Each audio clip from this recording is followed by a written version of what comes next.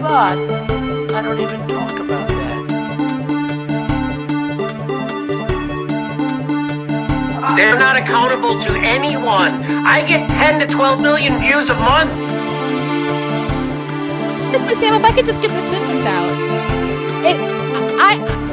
We can talk about Jimmy Dore can go and kill 15 kids tomorrow, and I still believe in force the vote. We hold these truths to be self-evident. All men and women created by the you know the thing. And he's like this, and we were, I need water, help me, I need water, help. And this is on live television. Running against the worst candidate in the history of presidential politics puts pressure on me. Can you imagine if I lose my whole life? What am I going to do? I'm going to say, I lost to the worst candidate in the history of politics. I'm not going to feel so good. Maybe I'll have to leave the country. I don't know.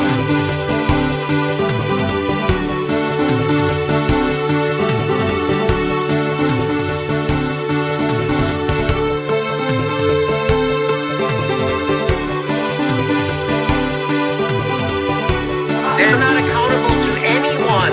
I get 10 to 12 million views a month, and they won't come out and address my progressive audience. They won't come out and address Bree's audience, or Katie's audience, or Justin Jackson, or you. They are not accountable to us. They're accountable to whoever the fuck themselves. Let's not kid ourselves.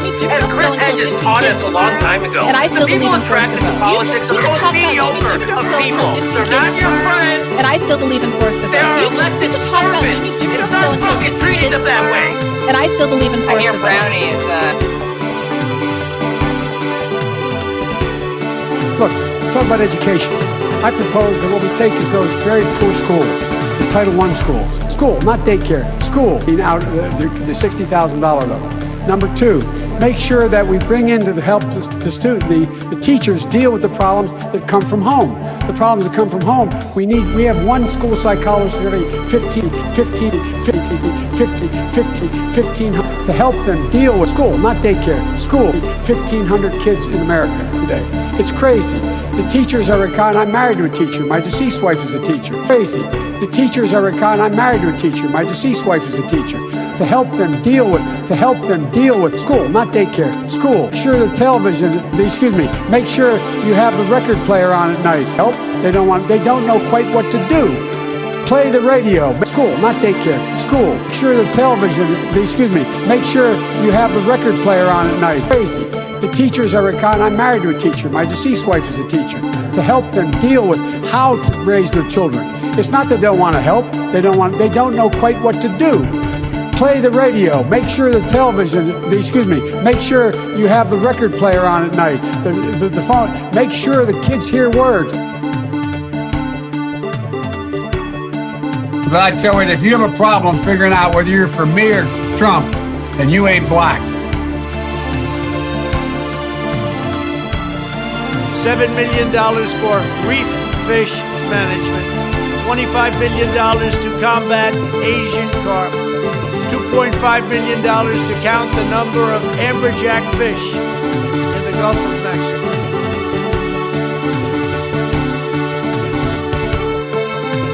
Get your words straight, Jack. Get your words straight, Jack. Get your words straight, Jack. Get your words straight, Jack. And by the way, I don't think that's some grand conspiracy. I think this is sort of what power is. I mean this at a sort of high level.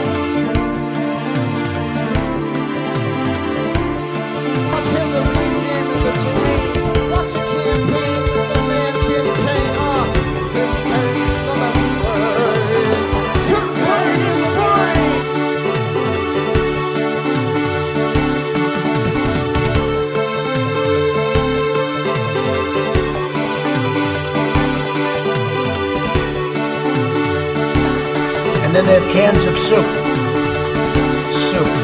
And when they get caught, and then when they get caught, they say, no, this is soup for my family. And when they get caught, they say, no, this is just soup for my family. And then the media says, this is just soup. These people are very, very innocent. They're innocent people.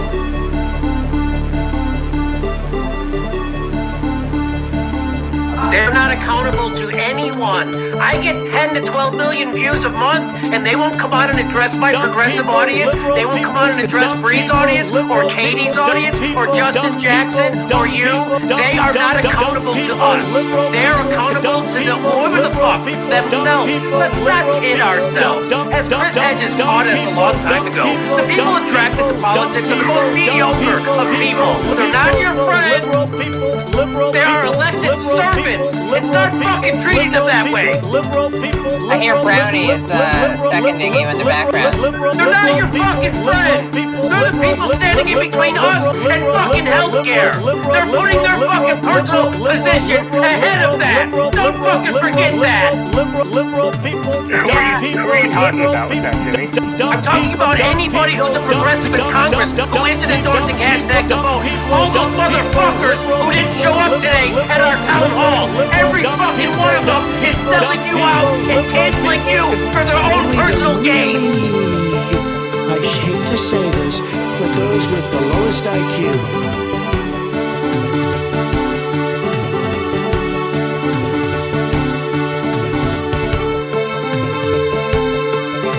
I don't know who created Pokemon Go,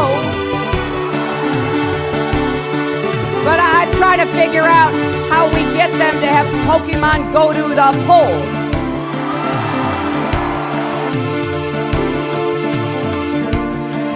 I'm about to be 34 and I have no family. We hold these truths to be self-evident. All men and women created by the go. You know the thing.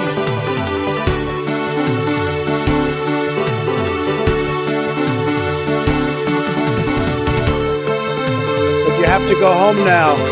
We have to have peace. That was an opinion of somebody. Dumb people, liberal people, dumb people, dumb people, liberal people, liberal.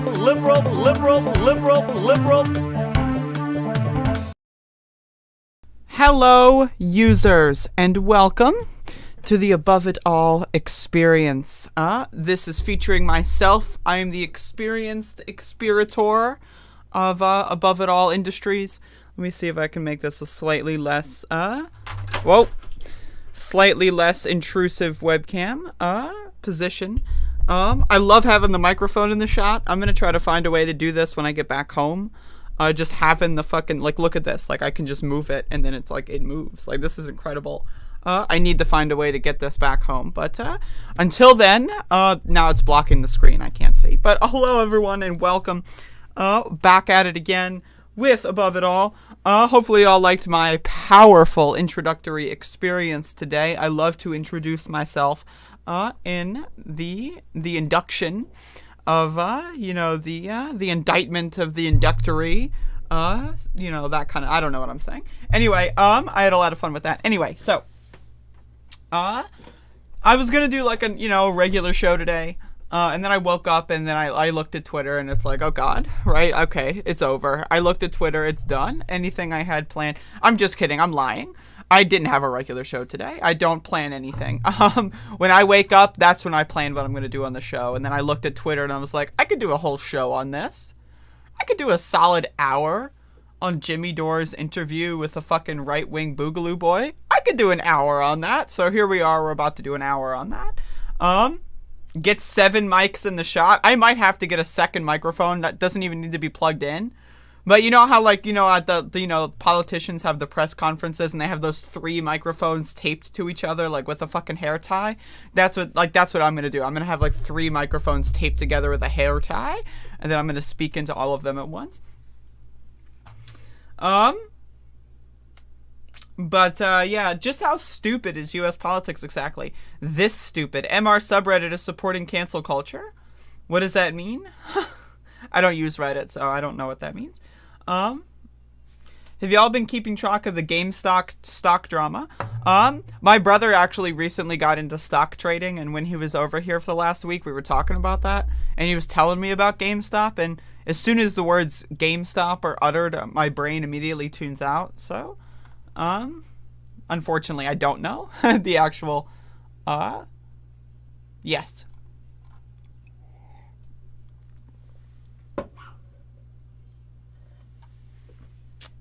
EJ and Luna are talking shit on Jimmy Dore. I wish I knew who those people were, but I don't, unfortunately, so I cannot comment on that situation. But yeah, so I guess we'll start. I'm sorry if it makes noise. I just love playing with the microphone. It's just a real, like, I was going to originally, when I got this little piece of shit, I was originally going to do this, in a way that it's like, I could do it with the hand mic. Like, I was originally going to have, like, a hand mic, and then, like, use it as a prop and do this whole thing, you know what I mean? But then I was like, okay, I'm going to get this one instead, and boy, oh boy, do I regret that, because if I had the hand mic, right, you know, it would be like, I'd be like flipping and flopping, you know, it'd be great. And it'd probably be very noisy, but you know, whatever. I'm going to touch this one more time. I'm sorry. I just love touching it. It's just so fun. Anyway, I just like pet the mic like a dog, and I'm sure that really upset the listeners. But anyway, anyway, I should probably move it so it's not in my face and cutting me off. Let's do that. There we go.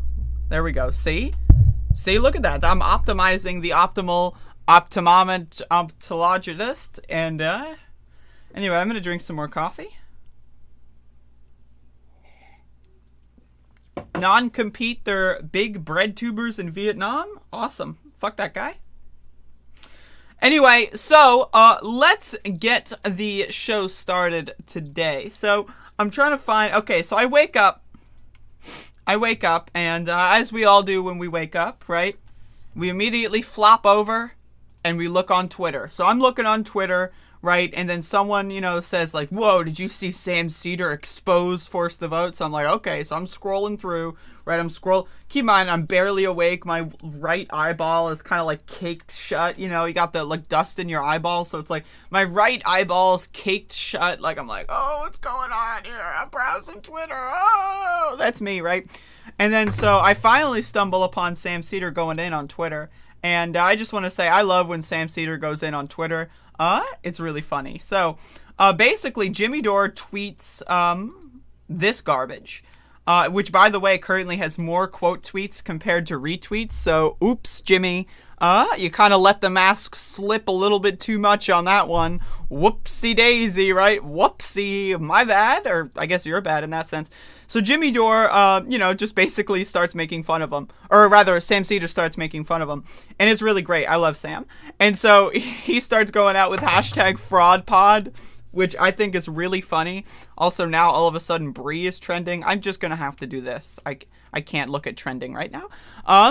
But anyway, so, you know, we're getting pretty funny. We're getting pretty dramatic. This is 11 hours ago. So this happened like last night, you know, but I go to sleep at like 10 p.m. because I'm a normal person. I'm socially well adjusted, right? Unlike Sam Seder, apparently, who's staying up late doing 3-hour like interviews or debates with people. Like he's ignoring his children for 3 hours straight. That's a little bizarre. But anyway, so we move up and Sam Seder says, we partner with the armed libertarians, violently overthrow the government, usher in a new age of feudalism, force the vote in each of our lord fiefdoms, and then force the vote. Now I get it. Really funny. Again, the force the vote thing, like literally, it's a conspiracy theory network. It's the same thing as QAnon. Now, it's not as fully fledged as QAnon, and if you want to hear me go into that a little bit more, I covered actually how Q and Stop the Steal and Force the Vote are basically the same thing. I made a video about that maybe a couple weeks ago. So if you want to listen to me talk about that a little bit more in depth, feel free. But again, so then here we get to the tweet that really sparked some outrage. So this is the one. So Sam Seder's on a multi-hour tweet storm. Like, again, 11 hours ago, 10 hours ago, 9 hours ago. So Samuel Lincoln is currently in his bedroom, or at this moment, probably puffing away on some Sunset Lake CBD, getting really into Twitter for some reason, neglecting his children for 3 hours. And so then he tweets this. To recap, I was yelled at for 3 hours for thinking that the leader of Force the Vote, Jimmy Dore, saying AOC is the reason we don't have Medicare for all was unhelpful. And in that very moment, he was praising an armed right-wing militia man who wants to destroy the government, which does Medicare for all. Hashtag pod fraud. Again, really, really, really, really funny. So again, this tweet sparked a lot of outrage. There was some rage that was sparked from this tweet, and that rage was in fact out.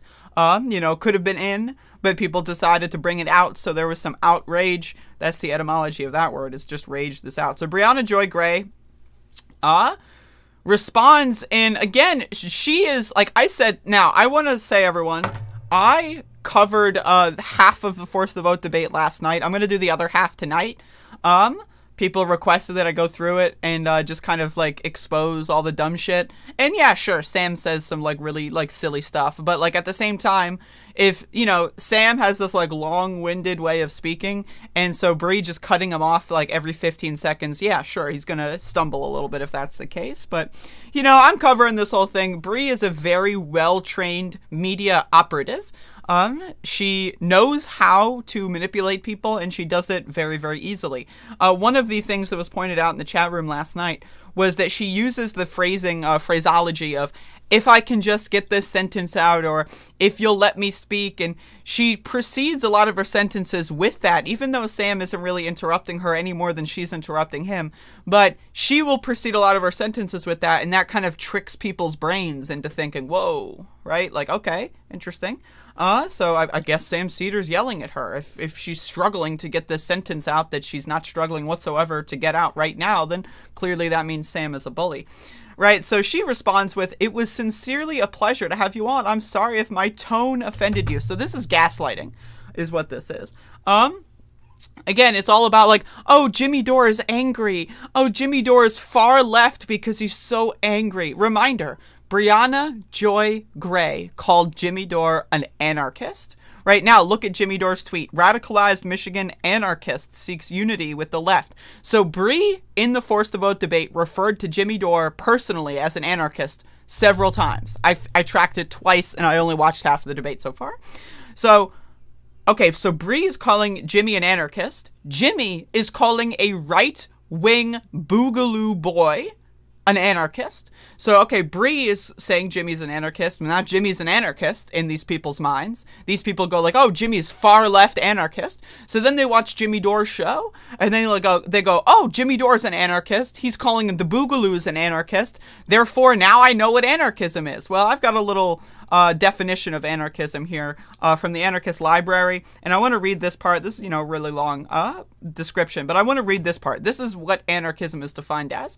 Anarchism promotes mutual aid, harmony, and human solidarity to achieve a free, classless society, a cooperative commonwealth.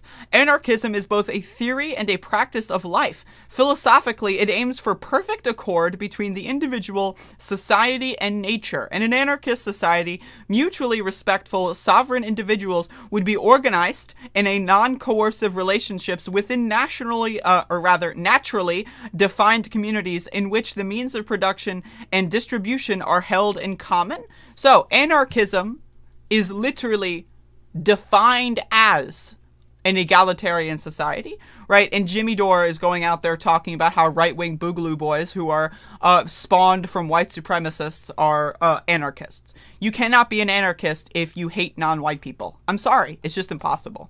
Okay, so Brianna Joy Gray calls Jimmy an anarchist, and then is using this moment, oh, Sam Seder's bringing me up again. Well, let's advertise my show. So it's like, so Brianna Joy Gray is going out here saying, oh, I'm sorry if my tone offended you. Reminder, Sam Seder's whole argument, and my whole argument as well, is that it's not Jimmy Dore's tone that's the problem. It's when he says dumb fuck bullshit. That's the problem. When you go out there and use words incorrectly like a dumb motherfucker, I'm gonna make fun of you. Like, it's like when Mike Lee goes on the fucking Senate floor and goes like, oh, the Constitution, oh! It's like, yeah, I'm gonna make fun of him because he doesn't know what the Constitution says. Like when Donald Trump goes out there and says, oh, the freedom and liberty. Like, this was Donald Trump. Here's a little clip I have in my sound drop folder. This is Donald Trump a week before the November 3rd election. Check it out. Bottom line, the American dream, the great American dream versus being a socialist hellhole. So what do those words mean? The great American dream? That's your pitch a week before the election? The great American dream? It doesn't mean anything, right? So again, when Brianna Joy Gray uses terminology like tone, she's gaslighting you into thinking, oh, it's about Jimmy's tone. He's angry. And she is defining anger as what far leftism is. She's defining Jimmy Dore as an anarchist, which is the furthest left political philosophy. And then Jimmy is deflecting the definition of anarchist to try to encapsulate the Boogaloo Boy movement. So she goes on, it's like, okay, I'm sorry if I offended you. Now watch my podcast. The majority is not the majority of people who are voting. Now, another thing is, so this clip here, right, is when Sam Seder's trying to describe the the speaker election process. And in that attempt to describe the process, Bree and Virgil cut him off before he can finish his point. So they clipped this and then said, and they're, everyone, if you respond to this or look at the quote tweets or whatever, you'll see everyone who's like on their side, or if you look at the comments, right, you'll see everyone say that, oh, Sam Seder doesn't know what he's talking about. Oh, he didn't know. Well, it's like, okay. So you cut him off halfway through their description, and then you say, you didn't know. Oh, God, you just don't know. And then that makes Bree just look smart, even though she didn't say anything smart. She just cut Sam Seder off. Now, this is the same tactic that dumb fuck McGeezack's Nico House did in a debate with me. He asked me a question. I start off by saying, okay, well, it's not just this. It's actually this and some other things. He cuts me off halfway through my answer and then distributes a clip about how I don't know the definition of something. It's some very basic media bullshit. Like, Sam goes into this thinking, oh, this is a discussion among friends, right?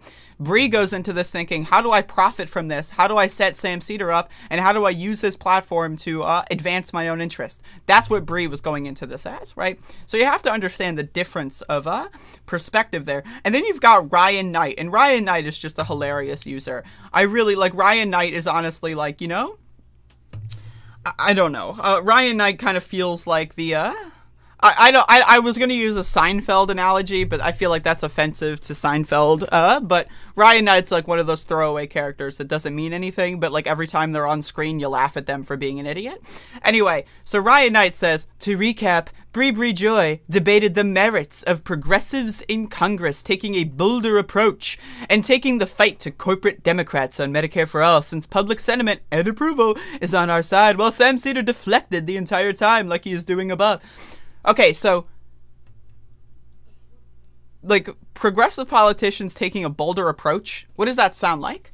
Oh, it's not about hating women. It's about ethics and games journalism. Oh, it's not about stealing the election. It's about election integrity. It's the same dumb fuck bullshit. They know what Jimmy Dore is doing. This is Jimmy Dore. He's trending today. He's trending today for this. Right? Sam Seder's point is that Jimmy Dore should not be the driver of the vehicle, because if he is, in that analogy, he's a drunk driver.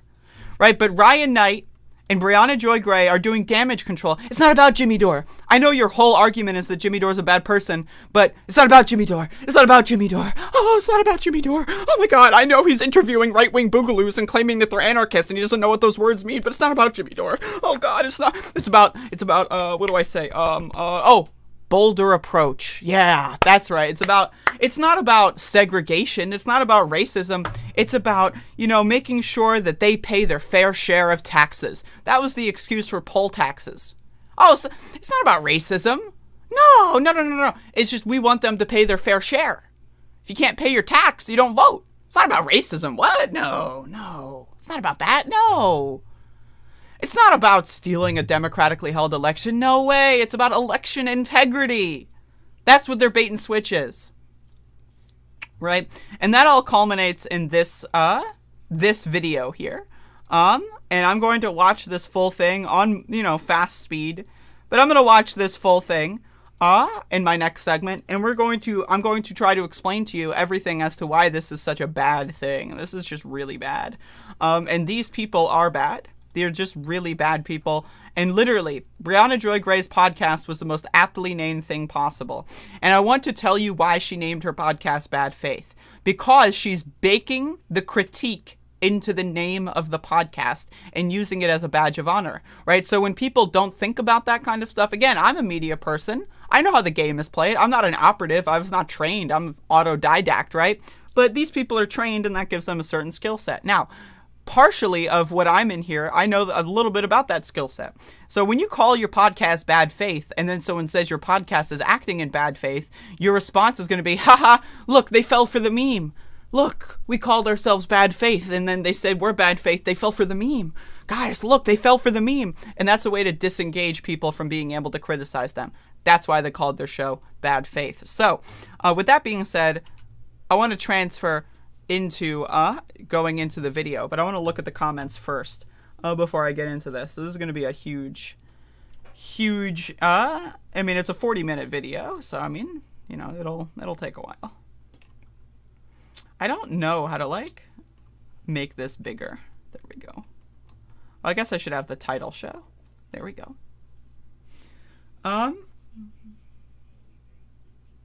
Bree and Jimmy are more correct than Sam? A brilliant argument. If I just say Bree is correct and provide no supporting evidence, then I win. Yeah, it's not like the streamer just went off on like a 15-minute, you know, diatribe pulling up examples and definitions for, you know, supporting evidence for her argument. Fuck that. I'll just say Bree won. Just type it in the chat. Now it's true. Brilliant, brilliant. Hello, Khalida. Hello, everyone else. I don't know if I want to do a full roll call. You got a lot of people in here right now. Hello, Carla. Hello, Ghosty. Hello, Mr. Freak Glitcher. Hello, Don. I don't know if I want to do this, and then I proceed to do it. Hello, Mock Crassy. Hello, Bodan. Hello, Bob. Hello, Other Bob. Who should be Other Bob and who should be Bob? Because we got two, so we need Other Bob. Why are you smearing principled lefties? Again. I'm using definitions. I'm using historical definitions and analogies for my argument. This guy in the chat, literally a bot. Like a bot or a good satire. It's hard to tell at this point. I've had so many of these dumb motherfuckers come in here, right? So if you are giving satire, I appreciate you. I see you. And I hope it is satire. But and if it is, I see you. I hear you. But like it's hard to tell, so bear with me. Faye Day, $5. Virgil often seemed uncomfortable during the talk with Sam. He's made bank, but I hope he's regretting this project or at least cringing for every dollar. If you watched, go back and watch, tonight I'm going to watch the second half of the Bad Faith debate. But last night I watched the first half, and I definitely noticed that Virgil was uncomfortable. So I would go watch the VOD if you want that kind of commentary. This squad are gatekeepers for the establishment. What? Okay, so Jimmy Dore saying anyone who reads the definition of anarchism and interprets it correctly is not a real leftist. That's what Jimmy Dore says. He's not a gatekeeper. He's great. He's wonderful. So him misusing definitions and then lying about what words mean, that's wonderful. So me calling that out, all of a sudden, establishment sellout, I'm a shill. Oh no, where's my Humana paycheck just came in the mail. I gotta go check the mail. Right? It's not Jimmy Dore's not being a gatekeeper. When he says right-wing Boogaloo 4chan posters are real anarchists and people like me are fake anarchists, that's not gatekeeping. No way! No! Silly. But when someone like Sam Seder says, hey, that's a little bit of a really bad, like, optical approach. Do you really think that that's going to work? And then all of a sudden, establishment shill. You're gatekeeping. How dare you? These people are dumb as a motherfuck. Seriously. Holy shit. GameStop at $115 a share. So hilarious. What? Wasn't it at $69 a share a couple days ago? That's when my brother was talking to me about it. The entire point was to build an email list for Movement for a People's Party. Yep, correct. That's correct. I haven't watched a minute of the BJG circus, and I don't plan to. You should watch my interpretation of it if you have the time, and it's really entertaining, let me tell you. The B in my name stands for Bob, so there are almost 3 Bobs. Bill Bob. Oh, shit. So many comments on that debate were analyzing Sam's mannerisms as evidence he's wrong, as if they were Joy Reid's body language experts. I know. And again, Bree using terminology like, if I can just get this sentence out, like this one. Like this one. This is like the most like just... And again, she says this, like, you can tell that it's a strategy based on how much she does this, right? You can tell. And again, I'm in this game. I am in this space. I know how this shit works. So, honestly, Sam, if I could just get this sentence out, we can talk about Jimmy Dore can go and kill 15 kids tomorrow, and I still believe in force the vote. If I can just get this sentence out, what does that mean? He's looking for common ground with other Americans who are suffering and are humans also. It's not left, right, it's down, up. We need to come together. Okay, mock crazy. I agree with that. We need to come together. But if you're saying, right, we need to come together by elevating white supremacists, I'm sorry, no. If we are going to come together, the only way to do so is to de-radicalize and get people that are white supremacists or that are like leaning toward that kind of behavior to stop doing so. That is how you unify. That is how you come together.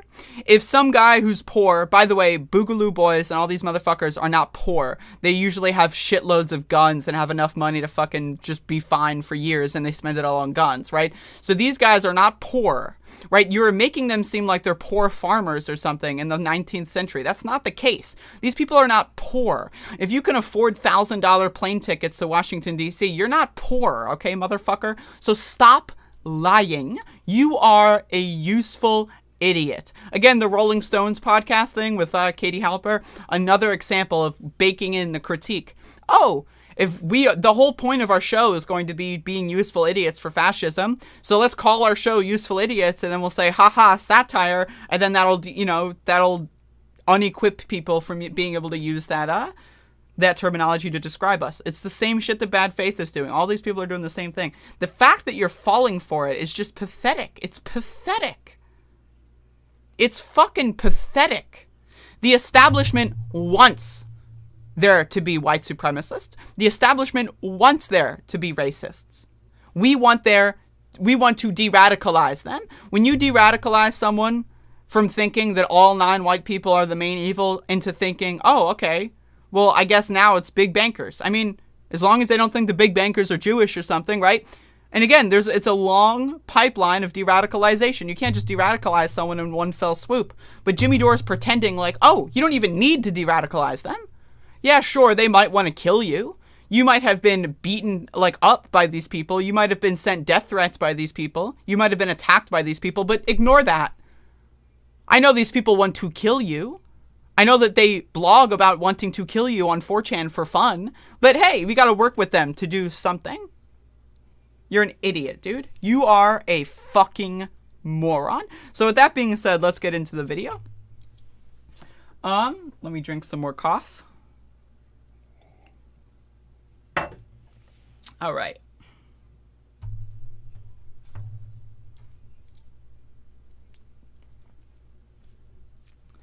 God, this guy's a fucking moron. All right, so I want to start this segment by giving us a little bit of some background. So I've got the ADL here and their description of the Boogaloo Boys key points. Now you can read this whole article. It's really, really long, so you can read this whole article. But here are the key points, and then I'll fill in the spaces. And then what I'm going to do is I'm going to read you the definition of anarchism again. And now again, this is a video I'm going to be reviewing. Radicalized Michigan anarchist seeks unity with the left. Well, first of all, why is there a period in a YouTube title? That's improper. Second of all, anarchism is the furthest left ideology, right? That's what it is. It is a classless, stateless, egalitarian society, right? So Jimmy Dore doesn't know what the word anarchist means and thinks anarchist is someone who doesn't like the government.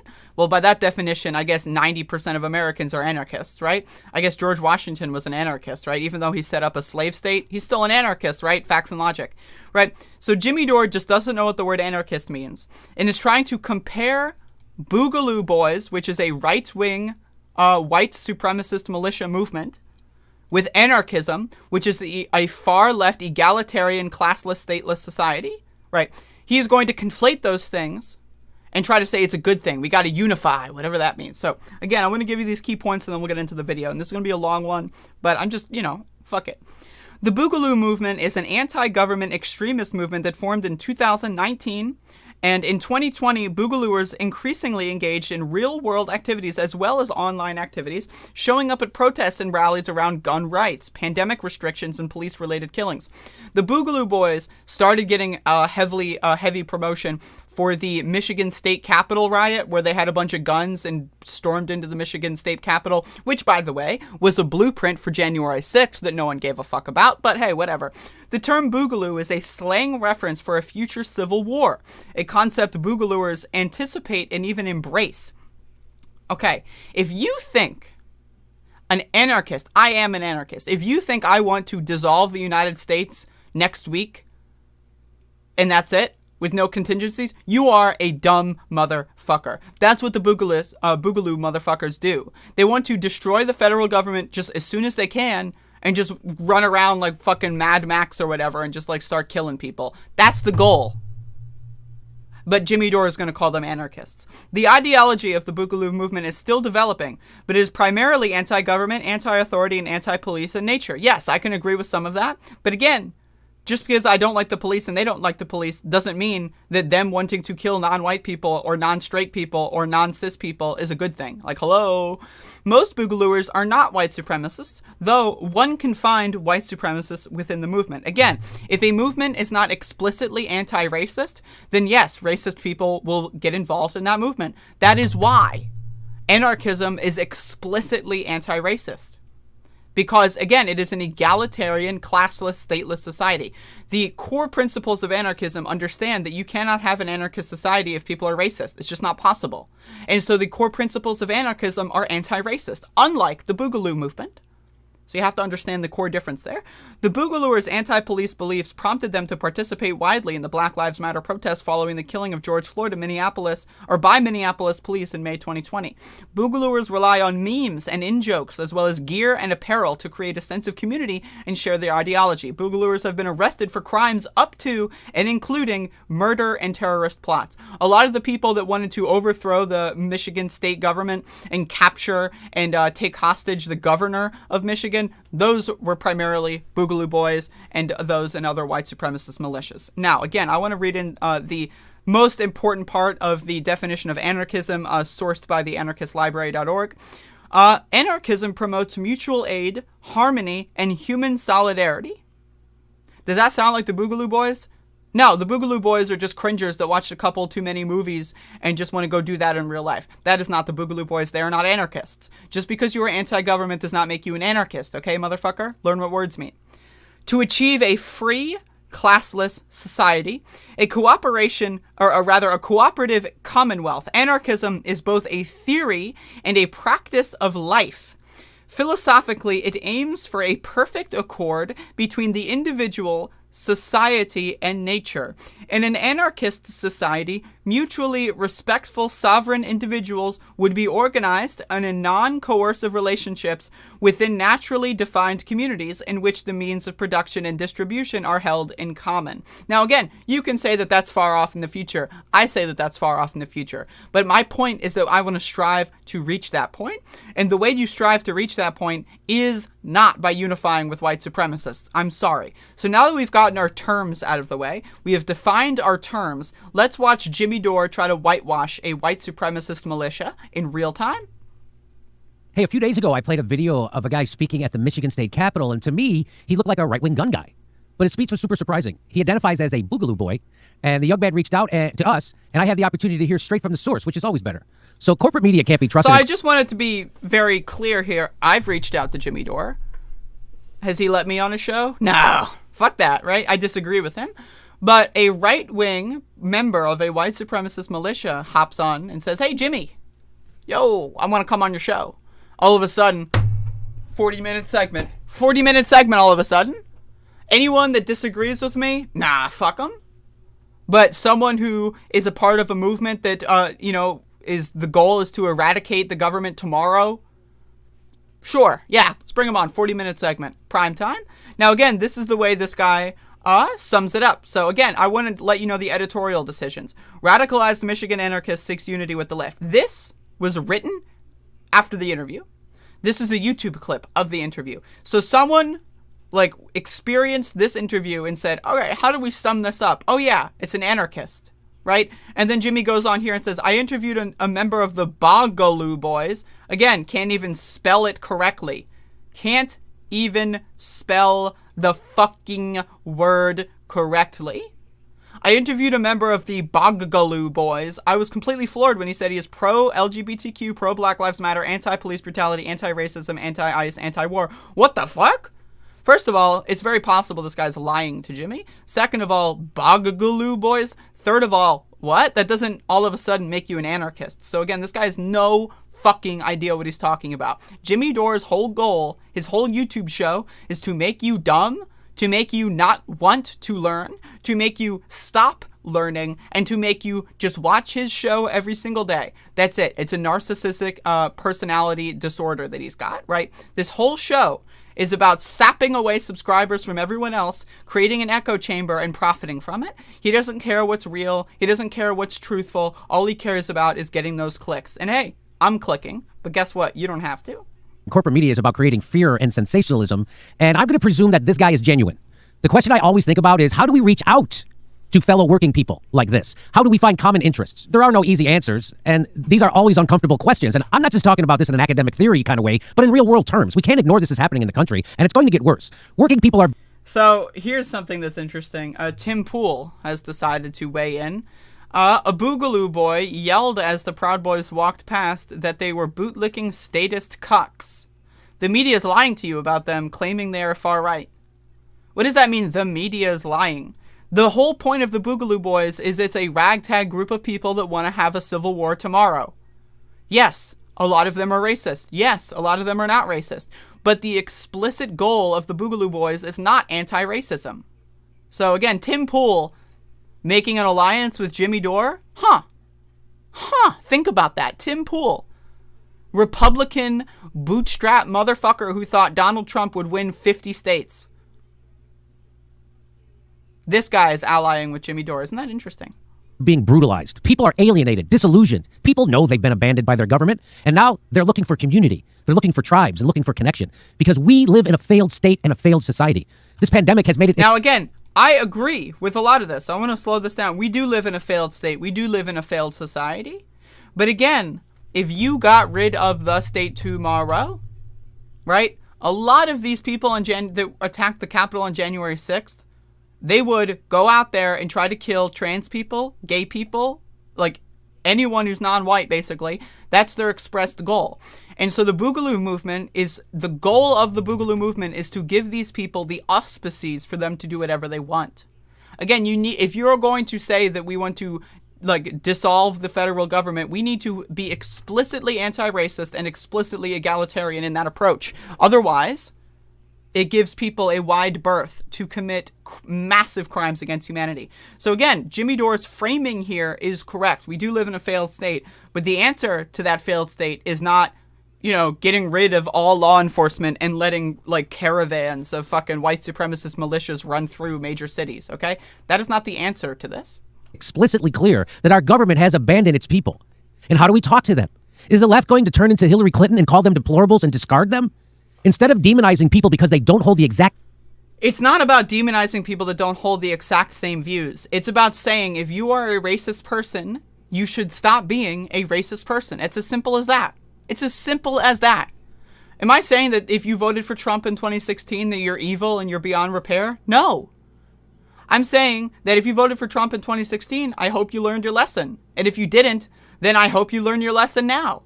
If you'd have voted for Trump in 2020 and then you saw all of the bullshit that he did and then said, oh, wow, Jesus, I made a huge mistake, and then you snapped out of it, good. You should snap out of it. I want you to snap out of it. So it's not about demonizing and calling people deplorables. Yes, it is. If you are doing things that are bad, you should be called out for doing things that are bad.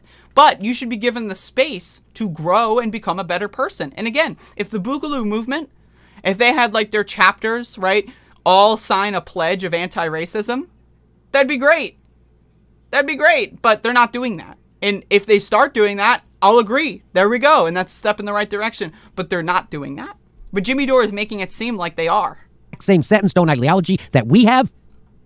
And if you actually traveled around America as I have, you will find people's ideologies are wildly inconsistent and always in flux and constantly changing. Correct. If there are people who are pro-LGBT... And that's the thing. Jimmy Dore is trying to take advantage of that. He's trying to take people that would be left-wing, people that would maybe pick up a book and study history, and just make them watch his show over and over. That's the goal. Yes, people are possibly in flux, right? You know, there's a lot of people that used to be like valedictorians and are now just like people that sit in their like, you know, lazy boys and watch TV all day. That's fine. People can do whatever they want, right? But the idea that Jimmy here is trying to promote like some like, look, off-ramp of white supremacy, that's not the case. He's building, if anything, he's building an on-ramp to white supremacy. Now, if Jimmy Dore were to say, again, these people need to stop being white supremacists and stop affiliating with white supremacists and start having an anti-racist kind of like first principle, then yeah, sure, that's great. But let's see if he says that. BTQ. Also, I'm only 2 minutes in. I really got to go faster. Against war. Against the corporate dominance of the state. People who reject the two-party duopoly and who work alongside Black Lives Matter and Antifa, and they want a general strike? Well, we have to be able to talk to those people. Because if we can't talk to those people, that's bad. That shows... No one is saying you can't talk to them. And again, that's another gaslighting thing that Jimmy Dore says. There's a lot of people that were like, oh, but Emma Vigeland talked to a Trump supporter at a Trump rally and she's evil. But you know, Sam Seder interviewed someone from the Lincoln Project and, you know, was very against them in the interview, but, you know, they interviewed them, so it's illegal. Jimmy Dore was on Tucker Carlson. That's great, though, because Jimmy Dore said Assange or something, and that didn't end up happening. But, like, again, these people have no, like, it's not about, yes, I would love to interview a Boogaloo Boy. If a Boogaloo Boy sees this video and wants to talk to me, let's set it up. But I'm not going to give you softball questions like Jimmy Dore is, and that's the difference. It's not a bad thing to talk to these people. It's a bad thing to whitewash their ideology and to try to inject them into the mainstream. That is the bad part. The weakness on our side. Yes, I would rather have the dudes with guns protecting Black Lives Matter protests instead of them threatening Black Lives Matter protests. Social movements should always be in dialogue. I presume this interview that I did with this young man is going to be used to attack me. And this interview is not an endorsement of any group because I don't know how representative this person is of an entire group. This is called I'm dropping the damage entire control. Interview, and I think you'll find the conversation is full of surprises. Now again. This guy is referring to a Boogaloo member as an anarchist. Again, there is a message and an ideology being displayed here. Jimmy is trying to say, oh, it's just a neutral interview. Oh, I'm just, you know, like looking at this guy. I'm just, you know, like just letting him speak. No, you are calling him an anarchist. You are lying. Right, if you scroll down, 114,000 views, 12,000 upvotes. You are lying to them. 12,000 people clicked like because now they think an anarchist is someone who's anti-government. Jimmy Dore is making his fans dumb. That's what this is. All right, so we have our first guest on. I'm going to get in big trouble for talking to this gentleman. We first saw our guest speak in a video of him in the front of the Michigan State Capitol. He made critiques of the war, of the wars, not just the war. He made critiques of the wars and the corporate-controlled state. He called for unity of the American people and of social movements. Well, let's play a little bit of it, shall we? You know who else called for unity? Ted Cruz. Josh Hawley. After they led and gave aid and comfort to an insurrection that resulted in 6 people, mostly their own supporters, being killed, they called for unity afterward. Oh, you're gonna prosecute me for crimes against my country? Oh, but unity. Oh, unity. If someone goes out there and kills your mom, just shoots her dead in the face, like just shot like with a shotgun, her head got blown off. And then they called, oh, sorry, unity, please, unity. Would you say, oh, it's okay, unity? No, you wouldn't, because chances are they're going to go out and do that to someone else. You can't have unity without accountability, and that's something you need to understand. Antifa, Boogaloo, and right-wing militias, they are the antibodies, not the disease that is destroying our country. The disease is a country run by 2 corrupt political parties that do not care about you. So deeply incestuous with corporations that they are indistinguishable from each other. A government that spent 6 months debating whether to give their own people $600, but only 24 hours unanimously agreed to give billions of dollars to foreign... That's not necessarily true. The government did pass the HEROES Act. The Trump administration and Mitch McConnell are mostly to blame for that not going out. So I just want to be very explicit there. That what this is a misframe. Now again, yeah, corporations are bad. But if someone says corporations are bad, but they also want to kill transgender people, chances are I'm not going to talk to them. tyrannical governments and corporations. A government that has bombed villages overseas my entire life for my supposed safety here. This is a call for unity. For all of American people that realize the true threat against us to come together. For every mother mourning our children that was killed by police. For every business crushed down by state lockdowns. For every broken soldier sent to fight wars that have no point. This is our last chance to avoid either. Sorry, this guy in the ski mask is like really creeping me out with that like stare at the can. Like I'm just saying, like a tyrannical government or a bloody and pointless civil war among American people who do not have that much against each other and have more in common than they realize. And a message to the government: we come in peace. We do not intend to commit violence, but I am pleading with you, with tears in my eyes and cracks in my voice. If you continue to oppress the American people, they will remain rational no longer. Thank you. What do you mean by that? Okay, so I played that with Ron Placone Placone on our show the other day, and we couldn't find anything in that speech we disagreed with, and I wanted to explore his beliefs further. So he was kind enough to reach out to us, and he goes by the name, ready? Magnus Panvida. And there's a story behind that name. Please welcome to the show, Magnus Panvida. Hi, Howard. Thanks for coming on the show.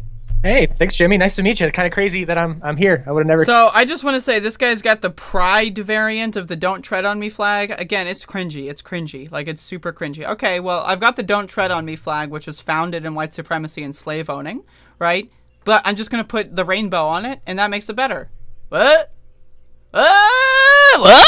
Like that's literally what corporations do. Oh, you got the Coke can, and now you got the Coke can with the rainbow on it?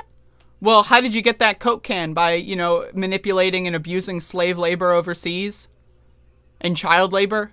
Well, you got a rainbow on it, so I guess it's okay now. That's literally, what this guy is doing is literally what corporations do. So I just want to point that out there. This guy's anti-corporation, but doing things that corporations do. Interesting. Expected to end up here, but long-time fan. I would never expect to be talking to a right-wing guy. Interesting. So a Boogaloo Boy is a long-time fan of Jimmy Dore? Huh. In a Hawaiian shirt. I never thought that was going to happen. Yeah, I mean, I'm a little bit more of an anarchist, but... Oh, okay, all right. We'll get it. So let's get into it. Let's get in. So this person self-identifies as an anarchist, and Jimmy Dore's like, okay. All right. Just takes him at face value. Again, Jimmy Dore makes you stupid. If Jimmy Dore were smart, or wanted to be smart, or wanted to educate his audience, he would have interjected there and said, oh, actually, anarchism is defined as an egalitarian, stateless class society based around mutual aid and anti-racist principles, right? And this guy might even say yes, or he might, you know, backpedal. Who knows? But we're not going to know because Jimmy Dore didn't do that. First of all, tell people how you got your name. Now, I found out that your parents were hippies. Yeah, I was raised in the middle of nowhere next to a little pagan hippie commune that I used to go to. I used to be an environmental activist my whole life. So, yeah, kind of not what you would expect for most people. Wow. Okay. So, and how did you get the name? We had to come up with kind of our own names on the commune. You know, we didn't want to go by our own names. So everybody had their witchy, hippie D&D names, essentially. So I came up with that when I was like 13. I've used it ever since. So now that is not... So are you... Okay. So that is not what people think of when they think of right-wing militia types or the Proud Boys or Boogaloos or anything. That's not what they think. They don't think of a guy brought up on a commune, got to pick his own name, his parents are hippies, and he spent most of his life as an environmental activist. That's not what people think of. So how did you go from that to Boogaloo Boys? Oh, that's just because kind of the whole thing the media doesn't talk about with the Boogaloo Boys is we're more of like the Libertarian Green Party militia. Like if I wanted to join a regular militia that flies Confederate flags and it's a bunch of fat old white dudes, that's there. But we kind of formed out of a bunch of libertarians and anti-war activists and everything wanting a place of our own. And that kind of goes hand in hand with the colorful Hawaiian print and, you know, a lot of our... So again, the Boogaloo movement started as basically people on 4chan looking forward to the Civil War. It is, again, the organizing principle is looking forward to the Civil War. That is the organizational principle. Whereas you have something like Black Lives Matter, where the organizational principle is anti-racism and that black people shouldn't get shot and killed by police every single day. You look at something like anti-fascism, where the core organizing principle is being against fascism. The core organizing principle of the Boogaloo movement is looking forward to the Civil War. It has nothing about anti-racism, nothing about anti-fascism. Sure, people in there could be anti-fascist personally, but I honestly wouldn't trust them if they were in there, to be honest, because they probably don't know what the hell they're doing. And it's all a bait and switch. You have to look at what the core organizational principles are of these militias and of these organizations before you can start saying, like, you know, giving people room to whitewash them. Our members being LGBT and, you know, across the entire, every ethnicity, every spectrum, and we wanted more of a home for ourselves. So we kind of grew out of not wanting to be the traditional right-wing conservative white dude militia. So you're not about hating gays, and you don't hate the gays? Nope. Okay. Well, I was told Look, that. see, I've got my rainbow Coke can. Hey, everybody. Hey, kids. I got my rainbow Coke can. I love the gays. Ha ha ha ha. Myself, so. Oh, well, you better. Okay, watch out. So, Jude Law, is that your guy? That's my guy. I don't know who you. I don't know who you go Orlando for. Bloom, actually. Great choice. So. They let me watch too much Lord of the Rings as a kid. So now I already got in trouble for even playing your video on my. When I say in trouble, I mean the usual bad faith attackers came at me. The people who want to keep us divided, the people who take corporate money, that kind of stuff. Again, if this guy were to stop organizing with 4chan white supremacists and start organizing with people that are not Boogaloo Boys, sounds great. I would say that that's a good thing. Again, I'm all in favor of de-radicalization and moving resources to doing things that are better. If this guy is like personally an anarchist and he personally, his personal organizational principles are anti-racism and it just so happens that the only people he knows are Boogaloo Boys or whatever, okay, well, I'd suggest maybe going getting some other friends. That's my suggestion. But again, if this guy wants to turn around and stop using words incorrectly, that's great. But as of right now, that's not the case, and I want you to understand that.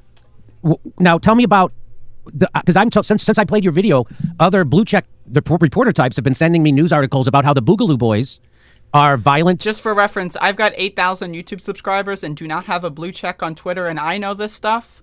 But again, this is one of the things that they do. Oh, the blue checks. Oh, the blue checks. Oh, wait. Oh, shit, Jimmy Dore got a blue check. It's actually a white check because I'm on dark mode. Damn, Jimmy Dore's got a blue check. Isn't that crazy how they do that? Isn't that crazy? How, like, New York Republicans will decry, oh, the coastal elites. California Republicans, oh, the coastal elites. Like, bitch, like, you went to, like, a fucking $1 million college and are a CEO for a massive corporation that's literally on a beach house. Oh, the coastal elites! Oh, the blue checks! Racists and terrorists, and they even killed a cop, and a couple of them got arrested on the way to a rally, a Black Lives Matter, and they had explosives. Now, that's not made up, right? I saw it on 60 Minutes. No, that's not made up, and obviously we're an entire national movement, hundreds of thousands of people. You're going to have idiots, you're going to have accelerationists and extremists and people that do things that we don't want them to do. Now, again, that's downplaying it. It's like when Charlie Kirk was like, oh, the people that stormed the Capitol and, like, got people killed. Oh, it was just a dumb decision. It was unwise. Remember, that's what Charlie Kirk said? It was just unwise. That's something a silly person would do. Oh, yeah, going out there killing cops and trying to, accelerate a Civil War too, which, again, Boogaloo comes from the meme Electric Boogaloo. So, like, Civil War II, Electric Boogaloo turned into Boogaloo turned into Boogaloo Boys. That's the etymology of this terminology, right? So, again, it's about organizing for a civil war. That's the whole purpose. And now, if this guy personally doesn't want to do that, he should join a different group. But he's not doing that. Instead, he's whitewashing the group. And it's become even harder now that we're banned off of all social media that we can't even keep track of the idiots in our movement and deal with them. So that's, been fun. Oh, so you're saying... I have an idea. Get a new movement. I have an idea. Maybe go out there and, create an anti-fascist chapter or something. I have an idea. Do something else. If I were starting a company, let's say I were going to start a worker cooperative, right? And then all of a sudden, 75% of the people in my worker cooperative were racists. You know what I would do? I would leave and I would go join a different worker cooperative. That's what I would do. This is not what this guy is doing. And if this guy wants to do so, if this guy stumbles upon my video critique and then says, oh, maybe that's a good idea, maybe I'll do it, that's great. You should do that. You should do that. You should not whitewash these 4chan white supremacist groups. Yeah, well, by suppressing the speech of the most extreme members and the most violent members, it's now hard to tell who they are. Yeah, and a lot of, people on Twitter and everything will be like, oh, you guys might not be neo-Nazis, but there are neo-Nazi Boogaloo people. And I'm like, well, I don't know where they are. I can't find them or talk to them. They're on a million different websites, so I can't deal with them. We can't go out and purge these people from our movement because we've been blown all over the internet. When we were all on Facebook, we had this under control. We never had this problem. But once we got banned off of Twitter, Facebook, Instagram, I even got banned off of Google and PayPal. Yeah, I know. And so you're saying the censoring of people more extreme than you, and actually people who are violent, the censoring of their speech is now actually creating a bigger problem because it's harder to identify those people and weed them out. Now, I just want to say I'm against censorship. I'd rather see these people's dumbass posts. I just want to say that on a personal level. But again, the idea that they're purging these people, like if this guy personally wants to purge these people from the movement, that's great. But the idea that that's happening on any level, like outside of this guy's personal like opinion, I'm sorry, but that just seems a little silly to me.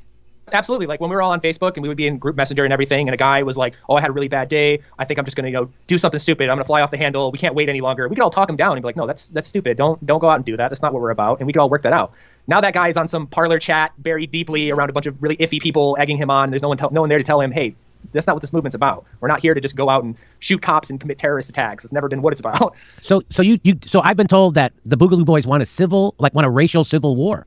No, not at all. The whole calling it a boogaloo, the whole meme behind it was just that it's a bad sequel to original because it came from the Breaking 2 Electric Boogaloo movie, which was just a bad sequel to a bad movie. And in our context, it just means some form of civil conflict, whether that be a peaceful singing revolution, whether that be some awful government civil war, whether that be a second revolutionary civil war, or to the idiot neo-Nazi types, they would consider it a race war. And that's a meme that's been around forever.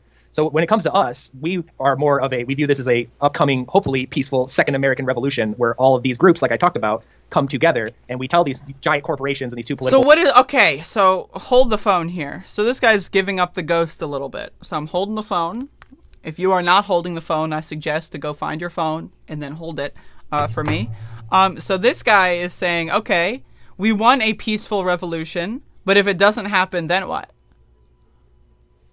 So if you are in the minority of the Boogaloo movement and the minority wants to not kill gay people, right? That's the minority of the Boogaloo movement. You are a small section.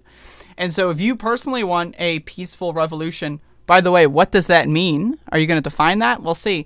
But if you want a peaceful revolution, what happens if that is off the table all of a sudden? What's the second order of that? Let's see if he says. Parties that we're done with them. We don't want them anymore. It's time to go. And so... Oh. So you do understand, though, when people see you... He doesn't extrapolate at all. Interesting. In military gear with your beard and you're carrying an AR-15 or whatever that is, that immediately it scares the shit out of people, and that they think all bad things about you, that you are racist, that you want violence, and, because the president just stoked the violence on January 6th and stuff like that. So you do understand that, though, right? Yeah, I get it. I have disagreements with it, but especially after this whole summer and everything, I've traveled around to a lot of events, and I can tell you now, everyone has guns. The BLM protesters have guns. The Proud Boys have guns. We have guns. The cops have guns. Everybody's walking around really armed. I had a gun pulled on me in Detroit over this summer by bikers. Again, having guns, I'm pro-gun personally, but pro-gun responsibility. Having guns is not necessarily problematic. But when you have guns and you're organizing under the principle of let's have a second civil war, that's pretty problematic. Whereas, let's say you have guns and your organizing principle is defending people from, fascists. That is a lot more of a well-tuned organizing principle. Let's say your organizing principle is, I don't know, like Black Panthers or whatever, just to show strength so that, people do not, police or like politicians don't go and attack community members or whatever. Sure. Right? But if you have guns, all of you have guns, and your organizing principle is let's have another civil war, I'm sorry, that's a recipe for disaster. When I was doing security for a BLM event, which was funny. So you did security for a BLM event? How did that come about? Because before the mainstream media even wrote a single article about us, we had blown up everywhere because all across the country, we were showing up to George Floyd events because the unreported story behind all of this is we have a lot in common with the Brianna Taylor story, because within 48 hours of what happened to Brianna Taylor, separately in Maryland, a man named Duncan Lemp was killed in a no-knock raid. The police shot him through his window and shot his pregnant girlfriend. They then lied about why they got the warrant. They lied and said they shot him from inside the building when it came out only 2 weeks ago. Almost a year later, they killed him from outside of the building. So then we started going out as libertarians, going out to BLM events with, Brianna Taylor signs, Duncan Lemp signs, being like, hey, this is across the political spectrum. This police state thing that's going on, they're killing everybody. And we're out here and we're in support. We disagree with this. So all summer long, we did both marched in solidarity. Again, sure, maybe this guy did on a personal level, and that's great. And I'm glad that he did that, right? But now he's going to go out and say that, oh, we, the Boogaloo Boys, we. Is this guy speaking for every single Boogaloo Boy? Because that's what it sounds like. That's what it sounds like. And that's my problem with this guy is trying to say, oh, I'm doing something that's good, therefore everyone around me is doing something that's good. Except, yeah, there are neo-Nazis around me, but we're doing great, and also we can't find them anymore, but we're doing great things. It's like, okay, well, why don't you just, instead of organizing under a second civil war, why don't you just organize under anti-police brutality? Why isn't like it called, like, why isn't your group like it doesn't make any sense. It really just doesn't. And in some cases did security for BLM events where you had these other groups coming to fight people.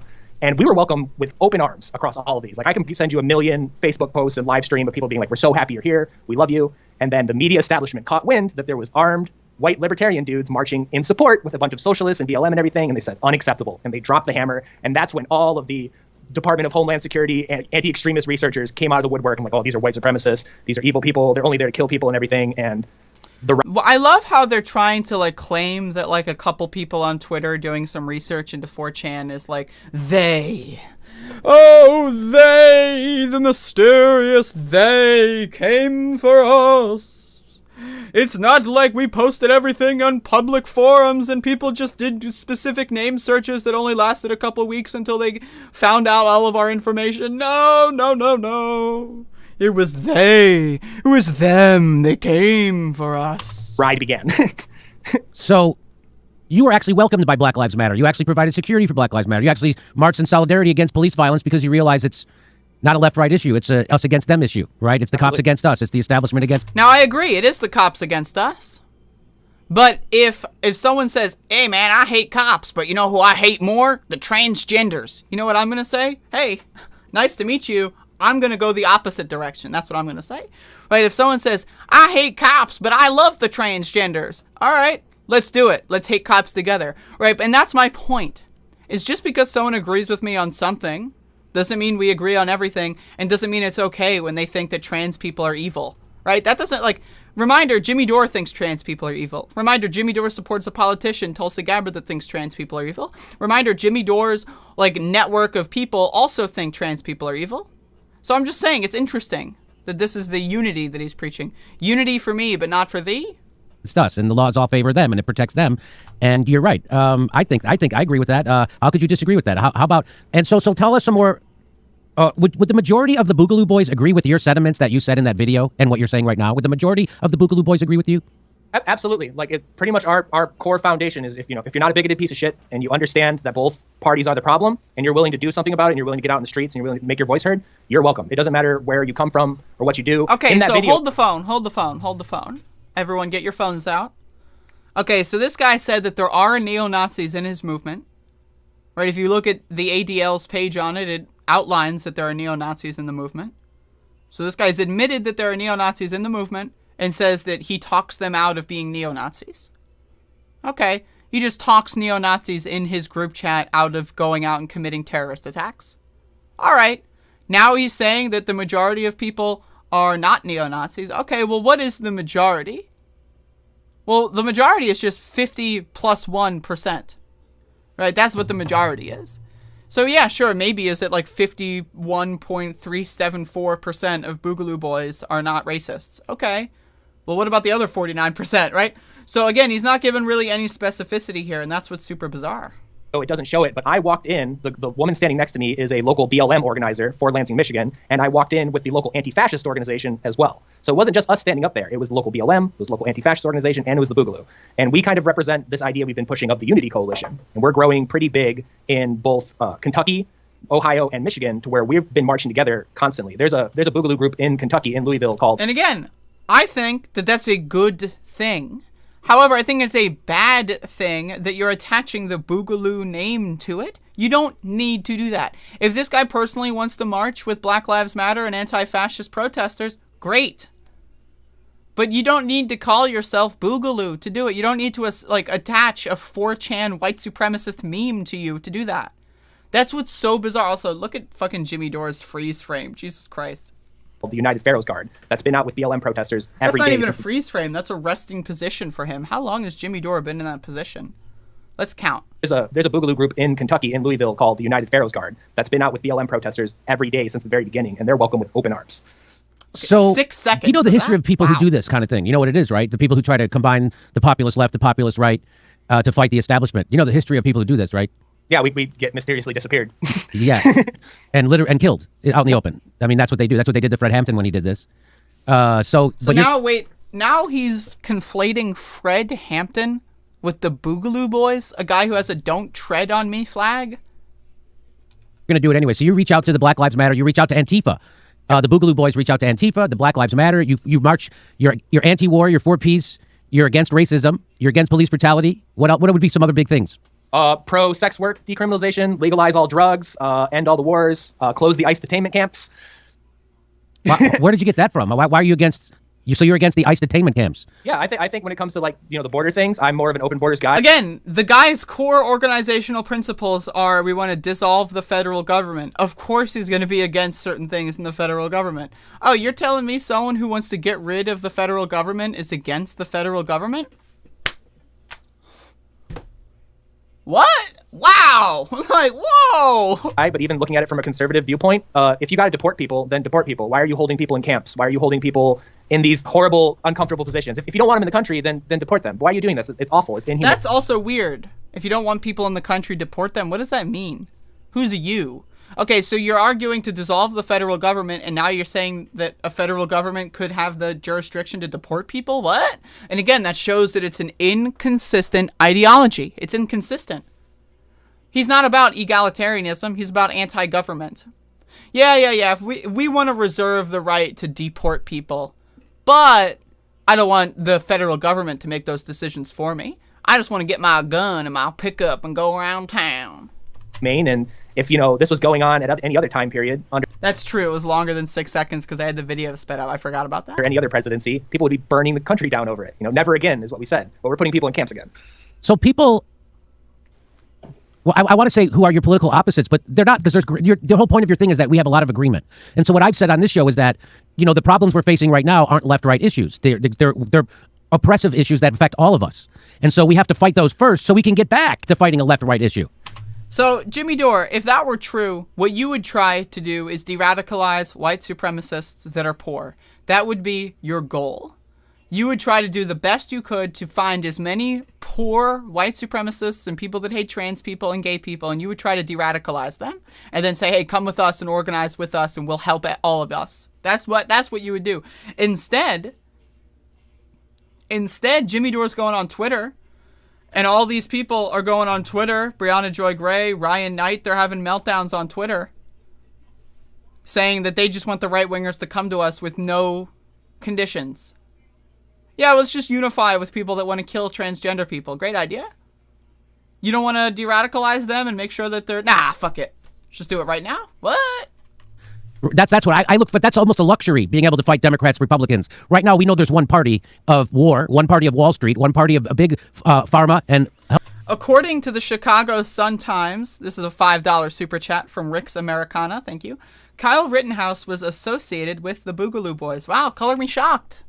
Health insurance companies and fossil fuel companies. They own all, and Silicon Valley, by the way, which is why we're all being censored.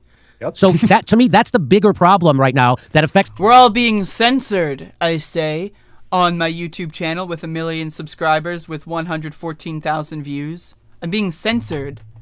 I actually had a video removed on YouTube. Somehow I don't have a YouTube strike, but I had a video removed. Let me go look for the tweet real quick. I got censored. Did Jimmy Dore retweet me and say, "Oh, Andrea got censored. Oh no." Let me get you the note I got. I got censored by big tech. Where's Jimmy Dore? Is Jimmy Dore tweeting me out and saying, "Whoa, Andrea got censored"? So my stream on January 6th, where I streamed rioters breaking into the Capitol, right? Probably, to be honest, one of the best, if not the best streams I've ever done, was removed from YouTube because Donald Trump said the election was stolen at some point in the video, and therefore it was removed from YouTube. So I got censored. My video got removed. Meanwhile, Jimmy Dore, 114,000 views. I have 100 views. This guy has got like 100 times what the views I have are, and he's claiming that he's getting censored. It's bizarre, it's ludicrous, and it's ridiculous. Left, right, center, middle. It's a class war that we're in right now, right? You feel that it's a class war? Absolutely, and that's where we butt into it with conservative groups a lot, because we're very anti-police. And they're like, why do you not support the police and everything? And it's like, well, as a gun owner, who's going to come and take that gun? The cops. As someone who likes marijuana, who's going to come and arrest me for that? The cops. So, we run into that trying to explain to people that, like, no, it is the top versus the bottom. It is not the left versus the right. We can argue about healthcare when we're not dropping bombs on foreign countries. We can argue about, how much we put into public education when people aren't having their doors kicked in and killed in their homes and it turns out to be the wrong address. I mean, we can do both, first of all. Like, yeah, sure. Would it be, like, if we could all unify to get rid of police brutality, that's great. First of all, that's not going to happen. So in the meantime, I think we should all organize and do our thing and then also advocate for all things that are good at once. Again, if you're an anarchist, which I am, you would be advocating for improving education. You would be advocating for improving access to healthcare, improving food security, improving housing security. Instead, this guy is not one of those things. He's claiming that he's an anarchist. He's trying to utilize the terminology to lie about it to other people to make it seem like it's something that it's not, which, by the way, is what Donald Trump does. Remember, Donald Trump tried to claim that the Capitol breachers were anarchists. What? Those were your guys, dude. All of a sudden, they're anarchists? What? Right? And that's what this guy's doing? There's more important things going on. Yeah, like so. And again, it goes into the thing. Yeah, there's more important things going on. What does that mean? Well, for you, maybe getting killed because of your gender identity might not be the number one thing on your issue. Hey, lucky for you, right? I've had neo-Nazis send SWAT teams to my house with the intent to kill me. Personally, I don't want to organize with those people. If you say I'm a beta cuck because of that, sure. I don't want to be around those people, and I'm happy that you've never had to, endure such a traumatic scenario because of who you are. I'm happy for you, right? That's great. But that doesn't mean that all of a sudden police brutality is the most important issue. Is it a profoundly important issue? Absolutely. But to say everything else doesn't matter, let's get our guns and shoot cops, let's start a civil war, that's nothing. That's garbage. That's gobbledygook. We would agree on the war. We would agree on the corporate control of our government. We would agree on police brutality. We're not going to agree on the Second Amendment. And we probably won't. What about healthcare? Because what do you? I'll tell you what. I go back and forth on the Second Amendment. I was always against guns, and then I was like, well, the only people who don't have guns in the country are the citizens. The cops have them. And then if you want to go into that really quick, I actually had. I'm assuming they were neo-Nazis, but I'm not sure. Show up to my house in the middle of the night after a protest and scream things I couldn't say on YouTube at my window at 3 a.m. And I called the police, and they told me they couldn't do anything about it, and that they weren't even going to show up to do a wellness check. So that's why I have that there. Oh, okay. I hear you. All right. Yeah, I hear you. Interesting. Interesting story. Totally real, but just interesting. I'm back to being against guns again. I know. Been lurking for a bit. Not 100% sure who these folk are, as I'm from the UK. Oh, God, I wish I were you. But you're making good points to their arguments. Didn't realize you were as good at political commentary as well as Doom. Thank you, Joe. I appreciate that. I like to be as good as I possibly can at everything that I do. So when it comes to playing video games, I like playing video games. I try to be good at it. When it comes to talking about politics, I try to, read books. I try to stay, aware of things, and I try to read the news every day so I know what I'm talking about. Jimmy Dore doesn't do that. This guy doesn't do that. They go on 4chan for their daily news roundup. So I'm just saying, it's, when you read the news every day, after a couple years, it does stuff. I'm back to being, this is the one issue I go back and forth on. I'm against them again because the cops are always going to have more guns. They're always going to have more guns, right? So, because the argument was always, well, we need to have our guns to protect ourselves from the tyranny. So again, for example, I agree with the organizational principles of for example, the Socialist Rifle Association.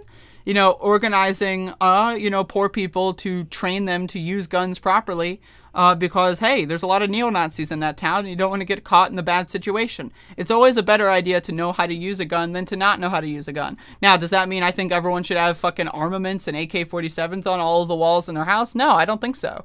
I think if you don't want to have a gun, you should have every right not to have a gun. I don't think we should be in a society where I, for example, feel the need to have a gun because I'm targeted online by neo-Nazis. Why am I in that position where I feel like I need to have a gun to defend myself against neo-Nazis? Well, personally, I want to deal with the neo-Nazi problem.